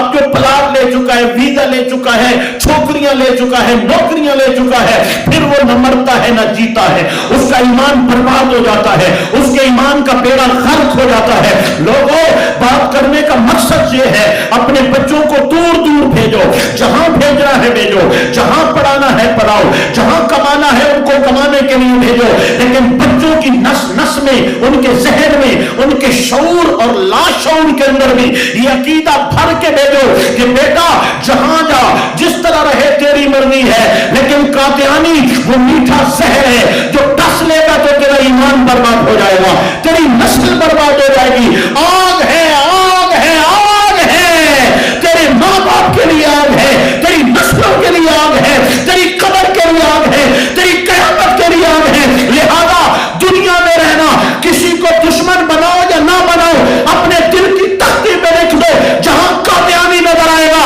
میرا سب سے بڑا دشمن وہی ہوگا جو نبی کا دشمن ہے، میرا دشمن ہے جو ختم نبوت کا غدار ہے، میرا دشمن ہے، میں ہر ایک کو گلے ملا سکتا ہوں، کسی قادیانی کو گلے نہیں ملا سکتا، کیونکہ جب قادیانی کو کوئی ہاتھ ملاتا ہے یا سینے سے لگاتا ہے تو گنبد خضرا میں میرے آقا کی روح تڑپ جاتی ہے، میرے آقا کریم پر بجلیاں گر جاتی ہے کہ میرا کلمہ پڑھنے والا میری ختم نبوت کے غداروں کو ہاتھ ملا رہا ہے۔ لوگوں مر جانا، مٹ جانا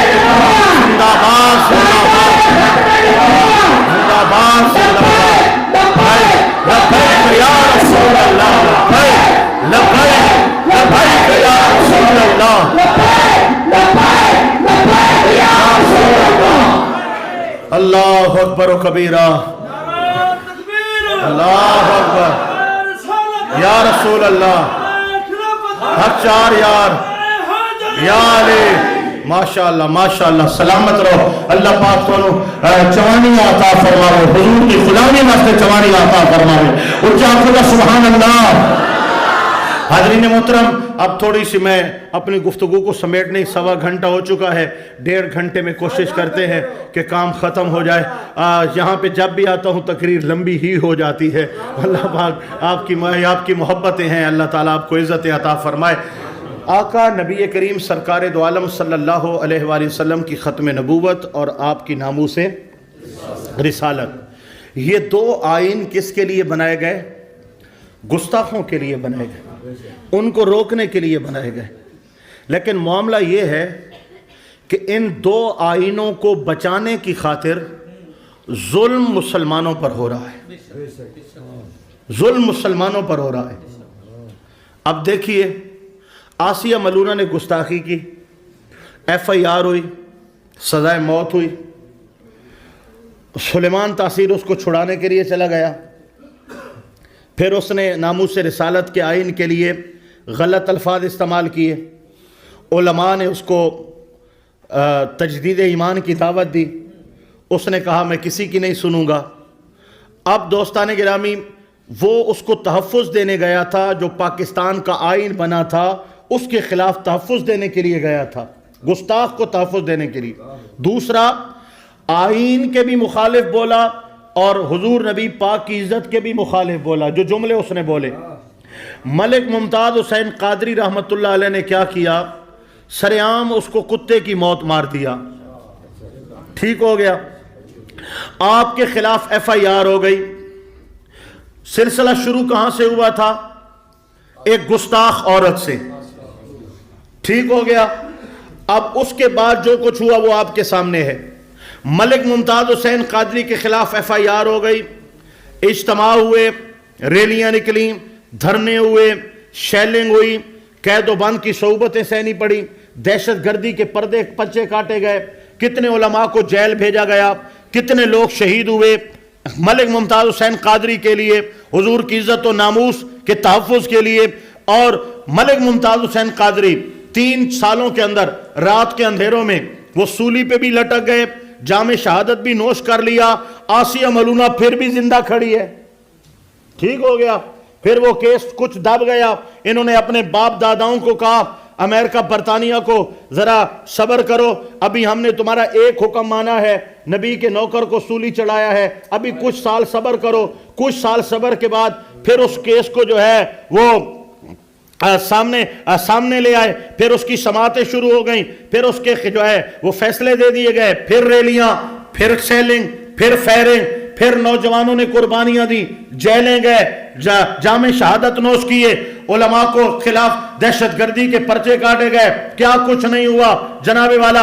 اور یہی جب جیلوں میں ڈالا گیا، 1 مہینہ 2 مہینے 3 مہینے کیٹاگریاں بنائی گئی، اور علامہ خادم حسین رضوی رحمت اللہ علیہ آپ کے خلاف غداری کے مقدمے اور دہشت گردی کے مقدمے پتہ نہیں کیا کیا دائر کیا گیا۔ اور پھر رات کے اندھیروں پھر جناب کہا گیا کہ دوبارہ سماعت کی جائے، دوبارہ سماعت کی بات آئی، علماء کو دلائل کے لیے حاضر بھی نہ ہونے دیا، اور پھر فیصلے ہو گئے، راتوں رات طیارے بھی آ گئے، اڑا کے لے گئے۔ آج یہ ہے فرانس والے گستاخ کے ساتھ بیٹھی ہوئی ہے، امریکہ والوں کے ساتھ بیٹھی ہوئی ہے، مسلمانوں کو چڑھایا جا رہا ہے۔ تو مسئلہ یہ ہے کہ آئین تو پاس ہو گیا ہے، پہلی بات یہ آئین کو ختم کرنا چاہتے ہیں، اور دوسرا معاملہ یہ ہے کہ آئین تھا گستاخوں کے لیے، یہاں پر نبی کے عاشقوں کو ذلیل کیا جا رہا ہے، نبی کے نوکروں کو ذلیل کیا جا رہا ہے، حضور سے محبت کرنے والوں کو رسوا کیا جا رہا ہے۔ ارے ہم روئے نہ تو کیا کریں، ہم تڑپے نہ تو کیا کریں، ہمارے آقا کی شان میں، ہمارے ملک میں بے ادبی ہو، ہمارے ملک میں گستاخی ہو، ہمیں تم آ بھی نہیں کرنے دیتے، ہمیں تم احتجاج بھی نہیں کرنے دیتے، ہمیں تم حضور کی عزت کے لیے نکلنے بھی نہیں دیتے۔ اگر فرانس والوں نے جو کچھ کیا ہے، عالم اسلام کے حکمران خاموش بیٹھے ہیں، اگر نکلے ہیں تو الحمدللہ اس مسئلے میں بھی لبیک یا رسول اللہ کہنے والے نکلے ہیں۔ اور امیر المجاہدین علامہ خادم حسین رضوی نے فیض آباد کے اندر 4 دن پہلے گرفتاریاں شروع ہو چکی تھی، 4 دن پہلے गिरफ्तारियां शुरू हो चुकी थी कि वहां पर लोग जमा ना हो सके। इन्होंने हजारों को 4 दिन पहले किसी को नमाज़े जुम्मा में गिरफ्तार किया, किसी को जुमरात में गिरफ्तार किया, किसी को रात चलते गिरफ्तार किया। फिर भी वहां पे धरना हुआ, वो लोग बैठे, शेलिंग हुई, अफरा तफरी मचाई गई। 50,000 से ज्यादा लोग वहां पे पहुंचे थे और वहीं पर सर्दी की वजह से, धुंध की वजह से और ठिठुरती हवा की वजह से अमीरुल मुजाहिदीन की तबीयत खराब हुई है। और उसी जो तहफ़्फ़ुज़े नामूसे रिसालत के लिए बुखार आया था, उसी नामूसे रिसालत की मोहब्बत में जो बुखार आया था, ये जख्म है तैबा का, ये सबको नहीं मिलता। कोशिश न करे कोई इस जख्म को सीने की। हाँ, उसी बुखार को की हालत के अंदर आपने अपनी जान आफरी के सुपुर्द कर दी। तो दोस्तों, ये जुल्म क्यों है? हम पाकिस्तानी हैं। आप कहते थे ना, आप यही तो कहते थे कि हमारी तकरीरों पे पाबंदी है, हमारे रसाइल पे पाबंदी है, हमारे नारे पे पाबंदी है, हमारे चैनल पे पाबंदी है, हर चीज पे पाबंदी है। और पाकिस्तान तो प्योर है। यही तो कहते थे, पाकिस्तान तुम्हारे बाप का है, जो हमें हर चीज के लिए कादियानी खुले फिरते हैं, गुस्ताख खुले फिरते हैं, नबी के नौकरों पर यह जुल्म और सितम किया जा रहा है। दोस्तों, एक दर्द था जो उन्हें बैठने नहीं देता था, एक आग थी जो उनको अंदर अंदर सुलगाए रखती थी, ये एक दर्द था जिसने उनके अंग के अंदर शोर मचाया हुआ था। और जब जज्बाती अल्फाज बोलते थे और कहने वाले कहते थे, हुजूर ये क्या करते हैं? फरमाते, जब नबी की इज्जत की बात आए मुझे मत बोला करो, ये जो कुछ होता है इसके मुस्तफा में होता है। कैसा हीरा था यार वो, कैसा हीरा था। ये बातें कौन कौम को समझाए? आज तकरीरें सुन लो, आज तकरीरें कर लो, सुन लो, नेट भरा पड़ा है। आज भी वही वलवला पैदा होगा और आपका रुआ रुआ गवाही देगा कि वो बंदा हक पर था, वो बंदा सच्चा था, वो बंदा घबराया नहीं है, वो कभी डरा नहीं है, वो कभी पीछे हटा नहीं है। अब कानून तो तहफ़्फ़ुज़े खत्म नबुव्वत कादियानियों के खिलाफ था, इस्तेमाल हमारे खिलाफ किया जा रहा है। नबूसे रिसालत का कानून दोस्तों गुस्ताखों के खिलाफ था, इस्तेमाल हमारे खिलाफ किया जा रहा है। हम पर पाबंदियां हैं, हमारे नारों पर पाबंदियां हैं, हमारी आईडीज में पाबंदियां हैं। मकसद क्या है कि ला इलाहा इल्लल्लाह मुहम्मदुर रसूलुल्लाह सल्लल्लाहु अलैहि वसल्लम के नाम पर हासिल किए गए मुल्क के अंदर मुसलमानों के साथ वो सलूक किया जा रहा है जो हिंदुस्तान में भी नहीं किया जाता, जो गैर मुस्लिम ममालिक के अंदर भी नहीं किया जाता। यही दर्द लेकर अमीरुल मुजाहिदीन उठे थे, कौम को बेदार किया है, कौम के सीनों में वलवला पैदा किया है। जब चले थे तो तन्हा थे, फिर काफिला बनता गया, काफिला बनता गया, काफिला बनता गया। मैं कहता हूं तुमने उनको देखा है जो लाहौर में गए हैं और कहते हो 1.5 करोड़ कहां से आ गए। अभी तुमने उनको नहीं देखा जो घरों में बैठ के रो रहे थे और वो पहुंच नहीं पाए हैं। अगर 1.5 करोड़ वहां पहुंचा है तो 2 करोड़ घर में भी बैठे हैं और वो तड़प रहे थे, काश हम भी पहुंच पाते, काश हम भी पहुंच पाते। ये करोड़ों दिलों का हुक्मरान यहां से गया है, न दौलत की वजह से, न शोहरत की वजह से, न सियासत की वजह से, न बड़े महल और माड़ियों की वजह से, न बड़े खानदान की वजह से। जो कुछ आपको रुतबा मिला है मेरे आका मोहम्मद मुस्तफा की गुलामी की वजह से मिला है। और सारी जिंदगी जो सबक पढ़ाते थे कि मोहम्मद से वफा तूने तो हम दे रहे हैं, ये जहां चीज है क्या लोहो कलम दे रहे हैं। वो सबक की अमली तस्वीर दिखा गए हैं कि नबी की गुलामी तुम कर लो, अल्लाह पाक दुनिया वालों को तुम्हारा मकाम दिखा देगा। इमाम अहमद बिन हंबल रहमतुल्लाह तआला अलैह जब आपकी नमाज़े जनाजा चली तो 6 लाख लोग आपकी नमाज़े जनाजा में शामिल थे। कितने लोग शामिल थे बोलिए? 6 लाख लोग आपकी नमाज़े जनाजा में शामिल थे। जालिम हुक्मरान अपने महल की छत पे खड़ा देख रहा था और कह रहा था, हमने तो समझा था हुक्मरान हम हैं, हम तो गर्दनों के हुक्मरान हैं, ये देखो दिलों का बादशाह जा रहा है। अमेरिका वालों ने भी देखा होगा, हाँ बरतानिया वालों ने भी देखा होगा, फ्रांस के लाइनों गुस्ताखों कमीनों ने भी देखा होगा और पाकिस्तान के जालिम और जाबिर हुक्मरानों ने भी देखा होगा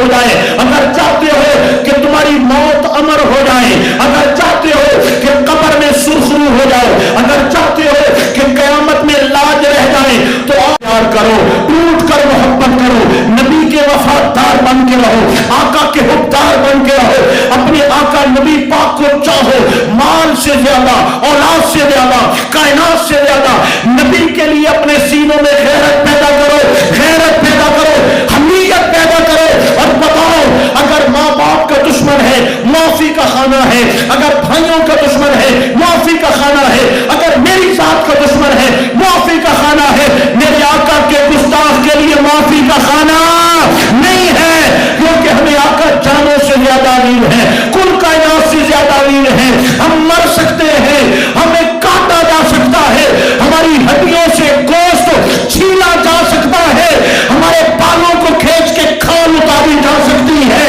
لیکن اپنے آقا کریم سے بے وفائی کر جائیں، واللہ یہ کبھی نہیں ہو سکتا۔ جیئیں گے تو مصطفیٰ کے لیے، مریں گے تو مصطفیٰ کے لیے۔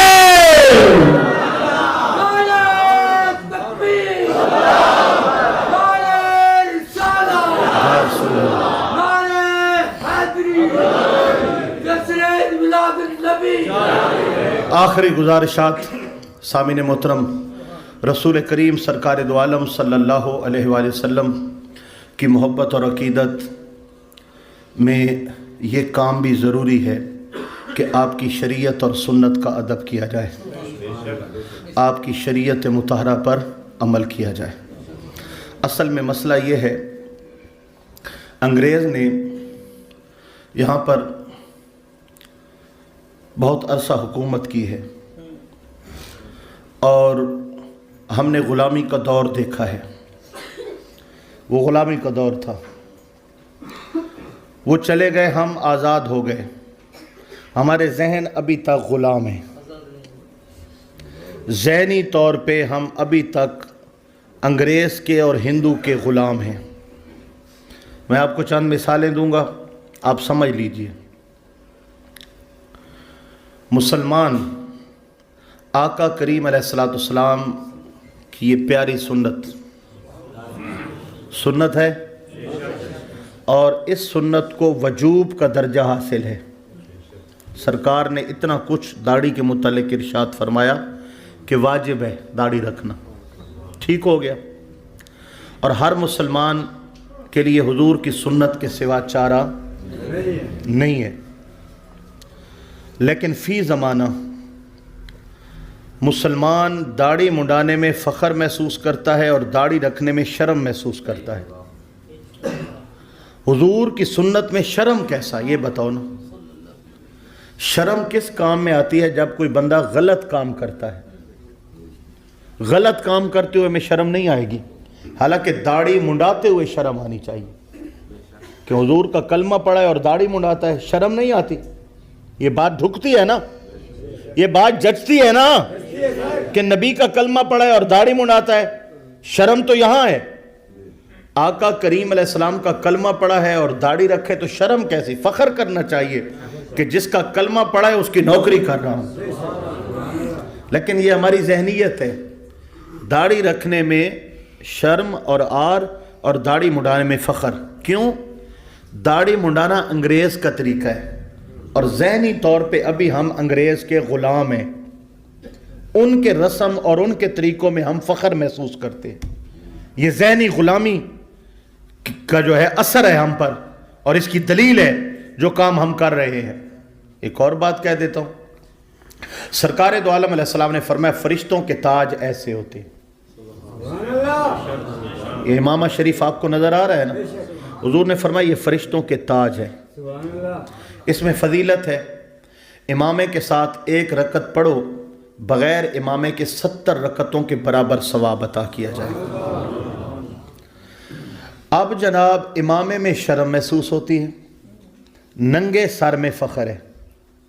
سکول اگر سر پہ ٹوپی رکھ کے جاؤ تو سزا ہوگی، اگر آپ دفتر میں ٹوپی رکھ کے جاؤ تو وہ کہے گا تم کو طریقہ کرنا ہے، تمیز نہیں ہے آفس میں آنے کا، یہ کیا سر پہ ٹوپی رکھ کے آ گیا ہے۔ اسی طرح مختلف اداروں میں تو کیا ہے، ننگے سر میں فخر ہے، امامے میں آر ہے، ٹوپی میں آر ہے، یہ ذہنی غلامی ہے، ذہنی غلامی ہے، یہ ہمارے ذہن غلام ہے ابھی تک انگریز کے۔ حضور کی غلامی کہاں گئی؟ آقا کی غلامی تو داڑھی میں ہے نا، آقا کریم کی غلامی تو امامے میں ہے۔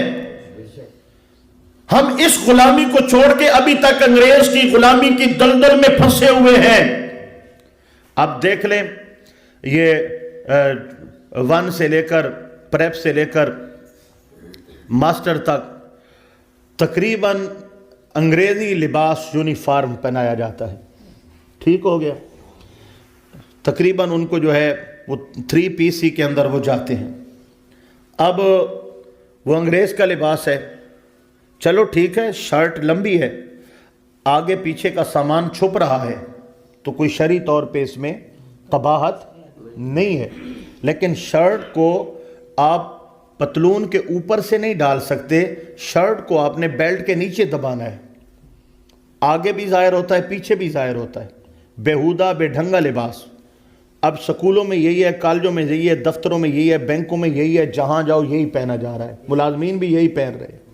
کیوں جی؟ یہ اپ ٹو ڈیٹ ہے، جو 3 پیس پہن لے وہ بڑا چنگا ہے، بڑا پڑھا لکھا ہے۔ کیوں؟ جو سادہ لباس پہن لے، حضور آقا کریم علیہ السلام نے فرمایا کہ اللہ پاک سفید لباس کو پسند فرماتا ہے۔ چلو سفید نہ صحیح، رنگ برنگا ہی پہن لو، کوئی منع نہیں ہے رنگ برنگا کپڑے پہننا، لیکن پاؤ تو کوئی ڈھنگ کے نا، کوئی بدن تو چھپے، سترے عورت تو ہو۔ اب اس میں کوئی چلا جائے جو ہے وہ دفتر کے اندر ڈیوٹی کرنے کے لیے چلا جائے تو اس کو سب دیکھیں گے بھائی یہ پینڈو آ گیا ہے، اس کو شرم دلائی جائے گی۔ تو کیوں؟ حضور کی سنت میں ہمیں شرم اور انگریز میں فخر۔ ذہنی طور پہ غلام ہے میرے بھائیوں، جملہ سخت ہے لیکن ماننا پڑے گا، ذہنی غلامی ہماری نہیں گئی ابھی تک، سوشل میڈیا کراتی ہے زبردستی، ابھی تک ذہنی غلامی میں ہم ڈوبے ہوئے ہیں۔ ایک اور بات، یہ جب انگریز تھا نا، اس نے کہا کہ اسلام کے جو شعار ہیں نا ان کو ہلکا کرو۔ ایک انہوں نے سازش کی، انہوں نے علماء کو ہلکا کرنے کے لیے کہا ان کو مولی بولو، مولوی صاحب۔ میں تک بعض اوقات بتھارتے چاٹ ہی رکھوے نا، کوئی انجان بندہ مولوی صاحب آکھے چنا۔ یہ انگریز نے جملہ دیا تھا، قاری صاحب بولو، علامہ صاحب بولو، استاد محترم بولو، کوئی پیارا سا لفظ دے دو، تمہاری نمازیں پڑھاتے ہیں، تمہارے جنازے پڑھاتے ہیں، جہاں تمہارے سر ہوتے ہیں وہاں ان کا پاؤں ہوتا ہے۔ عالم کی قدر نہیں کی تم نے، تمہارے گھر میں کام کرنے والی کی تنخواہ 10,000 ہے اور امام کی تنخواہ 5,000 ہے، قدر نہیں ہے تمہارے پاس، پیسے نہیں دو یار، زبانی تو عزت دو نا، زبانی طور پہ تو عزت دے دو، نہیں ہے۔ مولوی صاحب مولوی دے ویندہ پہ، مولوی اڈے آندہ پہ، شرم نہیں آتی، غیرت نہیں آتی امام مسجد کو اس طرح ہلکے لفظوں میں بولتے ہوئے۔ قاری صاحب بول دو، علامہ صاحب بول دو، استاد محترم بول دو، امام صاحب بول دو، مولوی کیا بلا ہوتی ہے؟ یہ ہماری قوم کا حال ہے۔ یہ انگریز نے لفظ دیا تھا علماء کو ہلکا کرنے کے لیے۔ ایک اور انہوں نے بڑی سازش کی، یہ بڑے شہروں میں بینڈ پارٹیاں ہوتی ہیں میراثیوں کے نا، اور ہمارے علاقوں میں سادے میراثی ہوتے ہیں، ٹھیک ہو گیا۔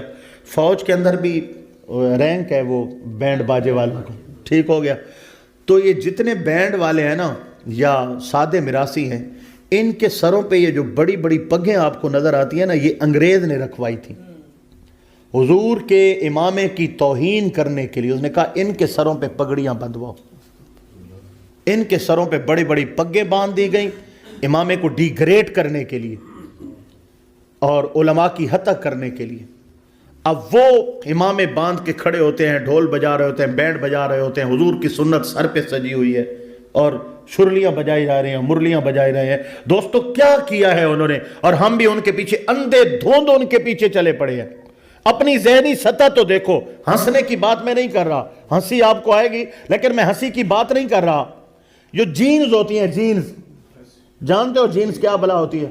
وہ بالکل یہ اس طرح کا لائٹ کلر ہوتا ہے، ٹھیک ہے، چٹا اور نیلا، اسی طرح بلیو کلر ہوتا ہے، اور پھکا کلر، نہ رنگ نہ سواد، ٹھیک ہے نا، بالکل ایسے لگتا ہے دھول دھول دھول کے اب یہ کپڑا پھٹنے والا ہے۔ جینز دیکھی ہے نا آپ نے، ٹھیک ہے۔ اچھا، پھر پہلے انہوں نے جینز پہنی، سخت گرمی ہے، جینز ٹھوٹ سی ہوئی ہے، اور بھائی امریکہ میں تو ٹھنڈ ہوتی ہے، برطانیہ میں ٹھنڈ ہوتی ہے، وہ تو پہن لیتے ہیں، تو پاکستان جیسے گرم ملک میں جون میں پہن کے پھر رہا ہے، غلامی ہے بھائی۔ پھر انہوں نے کیا کیا، انہوں نے اس کو تھوڑا تھوڑا پھاڑنا شروع کر دیا۔ آپ نے پھٹی ہوئی جینز دیکھی ہے نا، ہاں تھوڑی سی یہاں پہ ران کے ساتھ ٹک لگا ہوا ہے، پھٹی ہوئی ہے، کوئی گھٹنوں کے ساتھ پھٹی ہوئی ہے، کوئی نیچے پنڈلی کے پاس پھٹی ہوئی ہے، کسی نے آگے سے پھاڑی ہوئی، کسی نے پیچھے۔ تو مسلمان نے کہا میں بھی پھاڑوں گا۔ یار غیرت نہیں ہے تیرے اندر؟ پھٹی ہوئی جینز پہن رہے ہیں، مسلمان بھی پہن رہا ہے، انہوں نے کچھا پہنا ہے، اس نے بھی چڈی پہن لی۔ یہ ہماری حالت ہے، یہ ہماری ذہنی غلامی ہے۔ اور بھائی اگر غلام بننا ہے تو مدینے والے کے بنو نا۔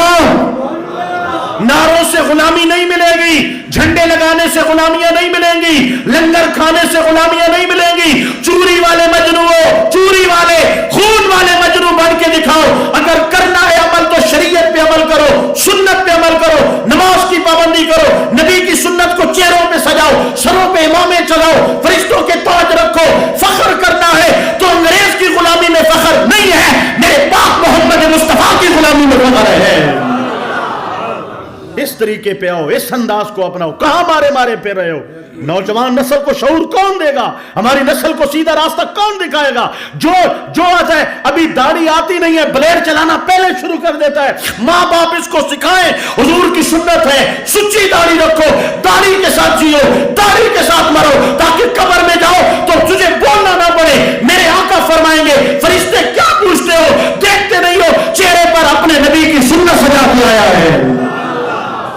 نمازوں کی پابندی کرو، کرکٹ ہے، واکنگ ہے، یہاں پہ وہ کیا کہتے ہیں ایکسرسائز ہے، یہاں پہ رننگ ہے، سب کچھ کر لیتے ہیں، لیکن 5 وقت سجدہ سے محروم ہے یہ بندہ۔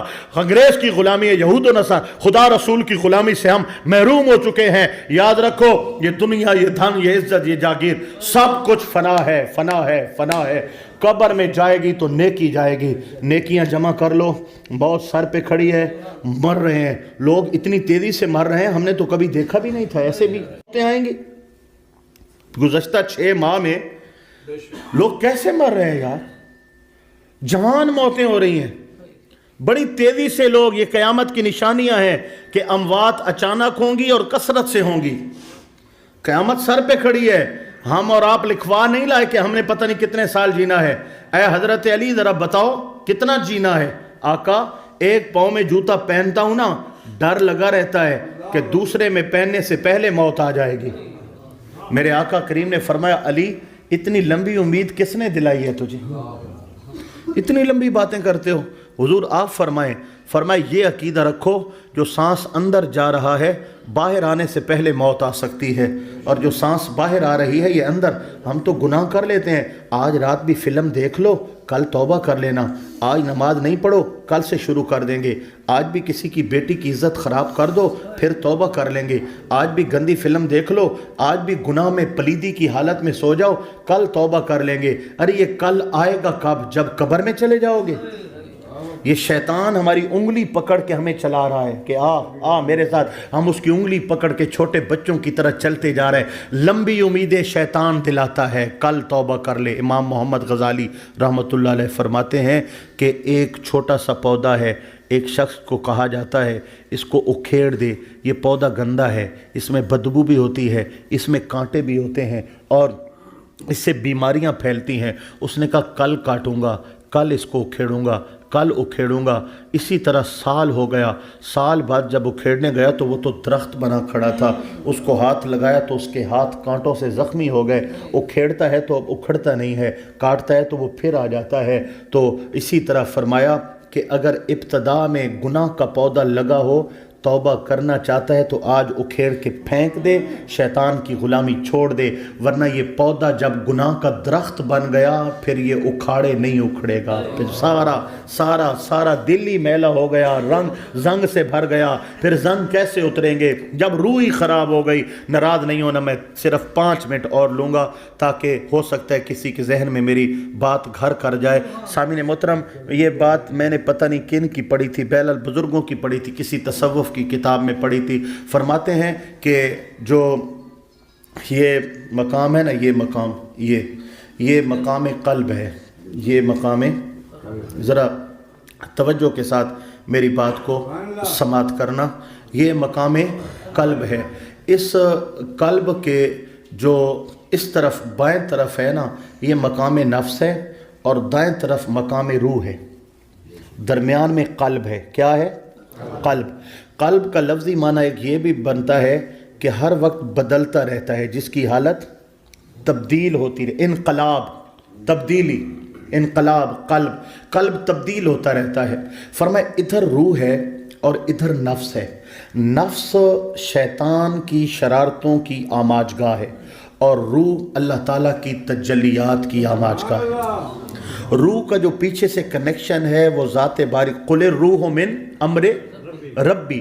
محبوب آپ سے پوچھتے ہیں کہ روح کیا ہے؟ یسألونک عن الروح، روح کیا ہے؟ قل الروح من امر ربی. آپ فرمائیے رب کا امر ہے.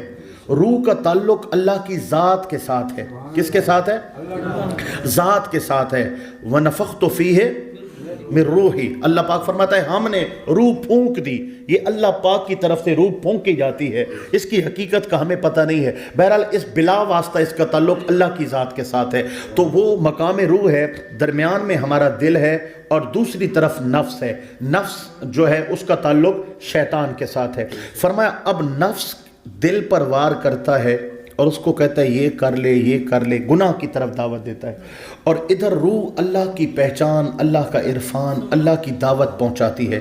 دل کو کہتی ہے یہ کر لے، یہ کر لے، یہ کر لے. اب دل کیا کرتا ہے؟ کبھی اس کی مانی تو نماز پڑھنے لگ گیا، کبھی نفس کی مانی تو گالیاں دینے لگ گیا، کبھی روح کی مانی تو قرآن پڑھنے لگ گیا، کبھی نفس کی مانی تو گانے سننے لگ گیا، کبھی ادھر آ گیا، کبھی ادھر آ گیا. اب فرماتے ہیں یہ جنگ جاری رہتی ہے. نبی پاک علیہ السلام نے فرمایا ہم چھوٹے جہاد سے بڑے جہاد کی طرف جا رہے. آقا تیر چلے، تلوار چلے، خنجر چلے، گردنیں کٹیں، یہ چھوٹا جہاد ہے تو بڑا کیا ہوگا؟ فرمایا اب ہم نفس کے ساتھ جہاد کرنے جا رہے ہیں. جہاد بن نفس یہ اس سے بھی بڑا جہاد ہے. یہ ہر وقت اپنی طرف بلاتا ہے، روح اپنی طرف بلاتا ہے. ہم جو لوگ ہیں ہم ہیں نفسانی بندے. ہم کون ہیں؟ ہم پر نفس غالب آ جاتا ہے. جب نفس غالب آتا ہے پھر بندہ جھوٹ بولتا ہے، شراب پیتا ہے، چوری کرتا ہے، جھوٹی قسمیں اٹھاتا ہے، ماں باپ کی عزت نہیں کرتا، نماز نہیں پڑھتا، دین سے دور رہتا ہے، دین سے بیزار رہتا ہے، سنت سے تکلیف ہوتی ہے، دین پہ عمل کرنے میں. اس کا اثر کیا ہوتا ہے؟ نفس کا جو اثر ہے اس کی وجہ سے دل میلا ہو جاتا ہے. دل بھی نفس کی طرح گندا ہو جاتا ہے. اسی کے رنگ میں خربوزے نو خربوزہ دیکھ کے رنگ نہ پیندا ہے نا، دل بھی اسی کی طرح میلا ہو جاتا ہے. اب جو دل کا میل ہے نا پھر وہ روح پہ آنا شروع ہو جاتا ہے، پھر روح بھی میلی ہو جاتی ہے. وہ بندہ نفسانی بن جاتا ہے. اس کا دل بھی نفسانی بن گیا، اس کی روح بھی نفسانی بن گئی. لہذا اب وہ انسان نہیں رہا، وہ جانوروں سے بھی بدتر ہو گیا، جانوروں سے بھی بدتر ہو گیا. اب فرمایا دوسرا بندہ جو روح کو غالب کرتا ہے. روح نے کہا نماز پڑھ، روح نے کہا تلاوت کر، روح نے کہا اللہ اللہ کر، روح نے کہا حلال کما، روح نے کہا ماں باپ کی عزت کر، روح نے کہا یہ کام نہیں کر، یہ کام نہیں کر. روح کی جو چمک ہے وہ دل کو اجلا کرتی ہے اور دل پھر نفس کو بھی پاک کر دیتا ہے. پانی ہو جاتا ہے، روح پہ آنا شروع ہو جاتا ہے، پھر روح بھی میلی ہو جاتی ہے. وہ بندہ نفسانی بن جاتا ہے. اس کا دل بھی نفسانی بن گیا، اس کی روح بھی نفسانی بن گئی. لہذا اب وہ انسان نہیں رہا، وہ جانوروں سے بھی بدتر ہو گیا، جانوروں سے بھی بدتر ہو گیا. اب فرمایا دوسرا بندہ جو روح کو غالب کرتا ہے. روح نے کہا نماز پڑھ، روح نے کہا تلاوت کر، روح نے کہا اللہ اللہ کر، روح نے کہا حلال کما، روح نے کہا ماں باپ کی عزت کر، روح نے کہا یہ کام نہیں کر، یہ کام نہیں کر. روح کی جو چمک ہے وہ دل کو اجلا کرتی ہے اور دل پھر نفس کو بھی پاک کر دیتا ہے. پھر اس کا جو نفس ہے وہ بھی روحانی ہو جاتا ہے، اس کا قلب بھی روحانی ہو جاتا ہے. پھر وہ بندہ انسان ہے، فرشتوں سے بھی اعلیٰ ہے، فرشتوں سے بھی اعلیٰ ہے. میرے آقا کریم علیہ السلام نے فرمایا جب گندے بندے کی موت کا وقت آتا ہے اس کی روح کو نکالا جاتا ہے، ایسے نکلتی ہے کہ جیسے جھاڑی کو روئی میں ڈالا جائے اور کھینچا جائے اور روح اڑتی پھرتی ہے. اس طرح تکلیف. پھر اس کی روح کو آسمانوں کی طرف لے جاتے آتے ہیں، بدبو آتی ہے، فرشتے لعنت کا توق ڈال کر واپس بھیج دیتے ہیں، پھر اس کو سجین 7 زمینوں نیچے دوزخ کی آگ میں پھینک دیا جاتا ہے کہ وہ پلید روح ہوتی ہے، اس نے روح کو پلید کر دیا ہے، اور روح نیک آدمی کی بلند ہوتی ہے، تتنزل علیہم الملائکہ اللہ تخافوا ولا تحزنوا وابشروا بالجنہ، فرشتے سمیٹ لیتے ہیں، گھیرے میں لے لیتے ہیں اور کہتے ہیں گھبرانا نہیں ہے، دیکھ اللہ کی جنت تیرا انتظار کر رہی ہے۔ روح آسمانوں کی طرح بلند ہوتی ہے، خوشبوئیں آتی ہیں، فرشتے مرحبا کہتے ہیں، ایک آسمان دوسرا تیسرا 7 آسمان کھول کر بارگاہ الہی میں پیش کی جاتی ہے، پھر روح کو اعلیٰ علیین میں رکھ دیا جاتا ہے، جنت کی سیروں میں ہوتی ہے۔ یہ میں خود نہیں کہہ رہا، یہ حدیث پاک کا مفہوم پیش کر رہا ہوں۔ تو میرے بھائیوں، درمیان میں دل کھڑا ہے، ادھر نفس کھڑا ہے، ادھر روح کھڑی ہے، اب من چاہے تو روحانی ہو جاؤ، من چاہے تو نفسانی ہو جاؤ۔ ہم نفسانی ہیں، نفسانی ہیں، نفسانی ہیں، نفس کی خواہشوں نے ہمیں اندھا کر دیا ہے، ہمیں ذلیل کر دیا ہے، ہم سے گناہ کروائے ہیں، ہم نے صبح و شام گناہ کیے ہیں، نہ خدا کا خوف ہے، نہ مصطفیٰ کا حیا ہے، نام کا کلمہ پڑا ہے، دنیا کے سارے گناہ ہمارے دامن میں رکھے ہوئے ہیں۔ آؤ کب توبہ کرو گے؟ کب تک شیطان کی انگلی پکڑ کے چلتے رہو گے؟ کب تک فریب میں مبتلا رہو گے؟